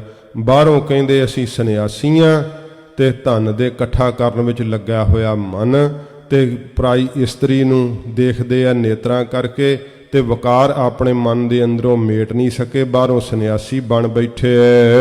ਭਏ ਅਤੀਤ ਕਹਾਏ ਬੈਰਾਗੀ। ਤੇ ਹੋ ਗਏ ਅਤੀਤ, ਕਹਿੰਦੇ ਅਸੀਂ ਬੈਰਾਗੀ ਆ, ਅਸੀਂ ਸਭ ਕੁਝ ਛੱਡ ਦਿੱਤਾ ਹੈ, ਤੇ ਪਰ ਅੰਦਰੋਂ ਵਕਾਰ ਤਾਂ ਛੁੱਟੇ ਨਹੀਂ। ਆਪਣੀ ਇਸਤਰੀ ਭਾਵੇਂ ਛੱਡ ਆਏ ਘਰ ਦੇ ਅੰਦਰ, ਪਰ ਇਸਤਰੀ ਨੂੰ ਵੇਖ ਕਰਕੇ ਵਕਾਰਾਂ ਦੇ ਫੁਰਨੇ ਨਹੀਂ ਮਨ ਦੇ ਅੰਦਰੋਂ ਹਟੇ ਹਨ। ਗ੍ਰਸਤੀ ਤੇ ਵੱਧ ਮਨ ਦੌ ਲਾਗੀ। ਗ੍ਰਸਤੀਆਂ ਤੋਂ ਵੱਧ, ਗ੍ਰਸਤੀਆਂ ਨੂੰ ਤਾਂ ਇਕੱਠਾ ਕਰਨਾ ਹੁੰਦਾ ਨਾ, ਕਿ ਉਹਨਾਂ ਨੂੰ ਤਾਂ ਪਦਾਰਥ ਜਿਹੜੇ ਆ ਧੀਆਂ ਪੁੱਤਰਾਂ ਲਈ ਚਾਹੀਦੇ ਆ, ਪਰ ਇਹ ਸੰਨਿਆਸੀ ਬਰਾਗੀ ਕਹਾਉਣ ਵਾਲੇ ਗ੍ਰਸਤੀਆਂ ਤੋਂ ਵੱਧ ਇਹਨਾਂ ਦੇ ਅੰਦਰ ਮਾਇਆ ਦੀ ਅੱਗ ਲੱਗ ਗਈ। ਬਹੁਤ ਜ਼ਿਆਦਾ ਮਾਇਆ ਵਾਸਤੇ ਲੜਦੇ ਐ। ਬਾਹਰੋਂ ਧਰਮ ਦਾ ਤਿਆਗ, ਜਿਹੜਾ ਧਰਮ ਦੀ ਪ੍ਰਾਪਤੀ ਵਾਸਤੇ ਤਿਆਗ ਦਿਖਾਉਂਦੇ ਐ ਕਿ ਅਸੀਂ ਤਿਆਗੀ ਹਾਂ, ਪਰ ਹਾਲਤ ਇਹਨਾਂ ਦੀ ਇਹੋ ਜਿਹੀ ਹੈ, ਗ੍ਰਸਤੀਆਂ ਤੋਂ ਵੱਧ ਮਾਇਆ ਦੀ ਪਕੜ ਚਿੰਬੜ ਗਈ ਹੈ। ਪੰਡਤ ਪਹਿਰੂਆ ਕਰਹਿ ਸਤੇਈ। ਪੰਡਤ ਜਿਹੜੇ ਸੀ ਉਹਨਾਂ ਨੇ, ਵਿਦਵਾਨਾਂ ਨੇ ਪਹਿਰਾ ਦੇਣਾ ਹੁੰਦਾ ਹੈ ਨਾ, ਸਮਾਜ ਵਿੱਚ ਦੱਸਣਾ ਹੁੰਦਾ ਹੈ ਕਿ ਭਾਈ ਆ ਪਾਪ ਕਰਮ ਮੈਂ ਨਹੀਂ ਕਰੀਦਾ, ਇਹਦੀ ਆ ਸਜ਼ਾ ਮਿਲਦੀ ਹੈ। ਉਹ ਪੰਡਤ ਜਿਹੜੇ ਵਿਦਵਾਨ ਪਹਿਰੇਦਾਰ ਸੀਗੇ, ਉਹ ਤੇ ਆਪ ਚੋਰੀਆਂ ਕਰਨ ਲੱਗ ਗਏ, ਉਹ ਤਾਂ ਆਪ ਬੁਰੇ ਕਰਮ ਕਰਦੇ ਐ। ਬਹੁਤ ਸਾਰੀ ਕਥਾ ਕਰ ਕਰਕੇ ਸਮਝਾਉਂਦੇ ਐ, ਪਰ ਆਪ ਦਾ ਜੀਵਨ ਜਿਹੜਾ ਉਹ ਬਿਲਕੁਲ ਜਿਹੜਾ ਉਹ ਪਾਪਾਂ ਵਿੱਚ ਭਰਿਆ ਹੋਇਆ, ਗਰਸਿਆ ਹੋਇਆ ਏ। ਰਖਵਾਰੀ ਕੋ ਸਦਨ ਕਰੀ। ਤੇ ਦੱਸੋ ਹੁਣ, ਜੇ ਪਹਿਰੇਦਾਰ ਹੀ ਲੁੱਟਣ ਲੱਗ ਜਾਏ ਤੇ ਰਖਵਾਰੀ ਕੋ ਸਦਨ ਕਰੇ, ਘਰ ਦੀ ਰਾਖੀ ਫਿਰ ਕੌਣ ਕਰੇਗਾ? ਵਿਦਵਾਨ ਲੋਕ ਜਿਹੜੇ ਆ ਉਹਨਾਂ ਆਪ ਦਾ ਜੀਵਨ ਕਮਾਉਣਾ, ਦੂਸਰੇ ਨੂੰ ਜਿਹੜਾ ਹੈ ਉਹ ਰਾਹ ਦੱਸਣਾ। ਇਸ ਤਰ੍ਹਾਂ ਦੀ ਹਾਲਤ ਹੋ ਗਈ। ਜਦੋਂ ਪਹਿਰੇਦਾਰ ਹੀ ਘਰ ਨੂੰ ਲੁੱਟਣ ਲੱਗ ਜੇ, ਦੱਸੋ ਘਰ ਦੀ ਰਾਖੀ ਫਿਰ ਕੌਣ ਕਰੇਗਾ? ਹੋਤੀ ਬਾਰ ਰਖਬਾਰ ਨਿਰਪਾਲਾ। ਜਿਹੜੇ ਰਾਜੇ ਹੁੰਦੇ ਆ, ਇਹ ਬਾੜ ਹੁੰਦੀ ਹੈ ਰਾਖੀ ਵਾਸਤੇ, ਖੇਤੀ ਦੀ ਜਿਵੇਂ ਰੱਖਿਆ ਵਾਸਤੇ ਵਾੜ ਕਰੀਦੀ ਹੈ। ਪ੍ਰਜਾ ਖੇਤ ਕੋ ਖਾਤ ਕੁਢਾਲਾ। ਪਰ ਇਹ ਤਾਂ ਖੋਟੇ ਢੰਗ ਨਾਲ ਆਪਣੇ ਪ੍ਰਜਾ ਰੂਪੀ ਖੇਤੀ ਨੂੰ ਹੀ ਜਿਹੜੇ ਉਲਟੀ ਵਾੜ ਖੇਤ ਕੋ ਖਾਈ ਵਾਲੀ ਗੱਲ ਹੈ। ਰਾਜੇ ਰੂਪੀ ਵਾੜ ਹੀ ਜਿਹੜੀ ਆਪਣੀ ਪ੍ਰਜਾ ਰੂਪੀ ਖੇਤੀ ਨੂੰ ਖਾਈ ਜਾਂਦੇ ਆ। ਦੋਹਰਾ ਭਇਓ ਭਾਰ ਧਰ ਪਰ ਅਦਕ। ਧਰਤੀ ਦੇ ਉੱਤੇ ਬਹੁਤ ਜ਼ਿਆਦਾ ਭਾਰ ਜਿਹੜਾ ਸੀ ਪਾਪਾਂ ਦਾ ਪੈ ਗਿਆ। ਧਰਮ ਧਰਤ ਨਹਿ ਧੀਰ। ਧਰਮ ਜਿਹੜਾ ਫਿਰ ਹੁਣ ਧੀਰਜ ਨਹੀਂ ਕਰ ਰਿਹਾ, ਕਿਉਂਕਿ ਧਰਮ ਦੇ ਆਸਰੇ ਤੇ ਹਜੂਰ ਨੇ ਬਾਣੀ ਵਿੱਚ ਵੀ ਕਿਹਾ ਕਿ ਧਰਤੀ ਧਰਮ ਦੇ ਆਸਰੇ ਤੇ ਖੜੀ ਹੈ। ਭਾਵ ਭਗਤ ਨਹਿ ਜਗਤ ਮੇ। ਜਗਤ ਦੇ ਅੰਦਰ ਭਾਵ ਭਗਤੀ ਰਹੀ ਨਹੀਂ, ਸੰਸਾਰ ਦੇ ਅੰਦਰ ਕੋਈ ਭਾਵ ਭਗਤੀ ਕਰਦਾ ਹੀ ਨਹੀਂ ਹੈ। ਬਿਕਲ ਭਈ ਭੈ ਭੀਰ। ਜਿਹੜੀ ਧਰਤੀ ਸੀ ਇਹ ਭੈ ਭੀਤ ਹੋ ਕਰਕੇ ਵਿਆਕੁਲ ਹੋ ਗਈ, ਤੇ ਸਮੇਂ ਦੁਖੀ ਹੋ ਗਈ, ਬਹੁਤ ਜ਼ਿਆਦਾ ਭੈ ਭੀਤ ਹੋ ਕਰਕੇ ਡਰੀ ਹੈ। ਜਾਉ ਪਈ ਏਕ ਓੰਕਾਰ ਅਰਾਧਨ ਕੀਨਾ। ਇੱਕ ਓੰਕਾਰ ਵਾਹਿਗੁਰੂ ਪਰਮੇਸ਼ਰ ਨੂੰ ਤੇ ਸਮੇਂ ਧਰਤੀ ਨੇ ਨਾ ਆਰਾਧਨਾ ਕੀਤਾ, ਪੁਕਾਰ ਕੀਤੀ ਧਰਤੀ ਨੇ ਪਰਮੇਸ਼ਰ ਦੇ ਅੱਗੇ। ਭਨਤ ਬੇਨਤੀ ਭਈ ਅਧੀਨਾ। ਬੇਨਤੀ ਕਰਦੀ ਹੈ ਧਰਤੀ ਬਹੁਤ ਅਧੀਨ ਹੋ ਕਰਕੇ, ਬੜੀ ਬੇਬਲਤਾ ਦੇ ਸਹਿਤ। ਪਰਮੇਸ਼ਵਰ ਪਰ ਪੁਰਖ ਪੁਰਾਤਨ। ਤੇ ਧਰਤੀ ਕੀ ਬੇਨਤੀ ਕਰਦੀ ਹੈ, ਇਹ ਆਪਾਂ ਜਿਹੜਾ ਹੈ ਜੋ ਇਸ ਪ੍ਰਕਾਰ ਇਹ ਦੋਹਰੇ ਤੋਂ ਆਪਾਂ ਕੱਲ ਨੂੰ ਆਰੰਭ ਕਰ ਲਵਾਂਗੇ, ਕਿਉਂਕਿ ਸਮਾਂ ਫਿਰ ਵੱਧ ਹੋ ਜਾਵੇਗਾ। ਵਾਹਿਗੁਰੂ ਜੀ ਦਾ ਜਸ ਕਰਕੇ ਧਰਤੀ ਨੇ ਬੇਨਤੀ ਕੀਤੀ ਹੈ ਕਿ ਮਹਾਰਾਜ ਮੈਂ ਗਰਕ ਹੋ ਜਾਵਾਂਗੀ, ਮੇਰੇ ਬਚਣ ਦਾ ਕੋਈ ਉਪਾਅ ਕਰੋ। ਜਿਵੇਂ ਫਿਰ ਵਾਹਿਗੁਰੂ ਜੀ ਧਰਤੀ ਨੂੰ ਧੀਰਜ ਦਿੰਦੇ ਹੈ, ਤੇ ਆਪ ਫਿਰ ਨਿਰੰਕਾਰ ਰੂਪ ਹੋ ਕਰਕੇ, ਨਿਰੰਕਾਰ ਆਪ ਗੁਰੂ ਨਾਨਕ ਸਾਹਿਬ ਰੂਪ ਹੋ ਕਰਕੇ ਜਿਵੇਂ ਅਵਤਾਰ ਧਾਰਦੇ ਹੈ, ਇਹ ਬਚਨ ਅੱਗੇ ਆਉਣਗੇ। ਇਸ ਦੋਹਰੇ ਤੋਂ ਹੀ ਆਪਾਂ ਸ਼ੁਰੂ ਕਰਾਂਗੇ। ਸੱਚੇ ਪਾਤਸ਼ਾਹ ਜੀ ਮਹਾਰਾਜ ਕਿਰਪਾ ਕਰਨ, ਹਜੂਰ ਦਾ ਪਵਿੱਤਰ ਜੀਵਨ ਦਾ ਇਤਿਹਾਸ ਸਾਡੇ ਹਿਰਦੇ ਵਿੱਚ ਵਸੇ। ਸੱਚੇ ਪਾਤਸ਼ਾਹ ਜੀ ਮਹਾਰਾਜ ਦੇ ਜੀਵਨ ਇਤਿਹਾਸ ਤੋਂ ਸੇਧ ਲਾ ਕਰਕੇ ਸਿੱਖੀ ਕਮਾ ਸਕੀਏ। ਹੋਈਆਂ ਭੁੱਲਾਂ ਗਰੀਬ ਨਿਵਾਸ ਸੱਚੇ ਪਾਤਸ਼ਾਹ ਮਿਹਰ ਕਰਕੇ ਬਖਸ਼ ਲੈਣੀਆਂ ਜੀ। ਏਕ ਓੰਕਾਰ ਅਰਾਧਨ ਕੀਨਾ। ਭਨਤ ਬੇਨਤੀ ਭਈ ਅਧੀਨਾ। ਵਾਹਿਗੁਰੂ ਜੀ ਕਾ ਖਾਲਸਾ, ਵਾਹਿਗੁਰੂ ਜੀ ਕੀ ਫਤਿਹ। ਅਚੁੱਤ ਹੈ ਪਾਰ ਬ੍ਰਹਮ ਅਬਿਨਾਸੀ ਅਗਨਾਸ। हे पूरन हे सर्ब मैं दुख भंजन गुण तास।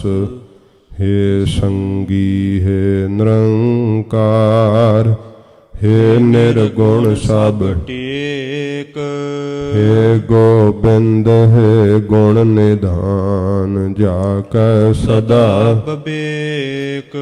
हे अपरंपर हर हरे है पी होवन हार।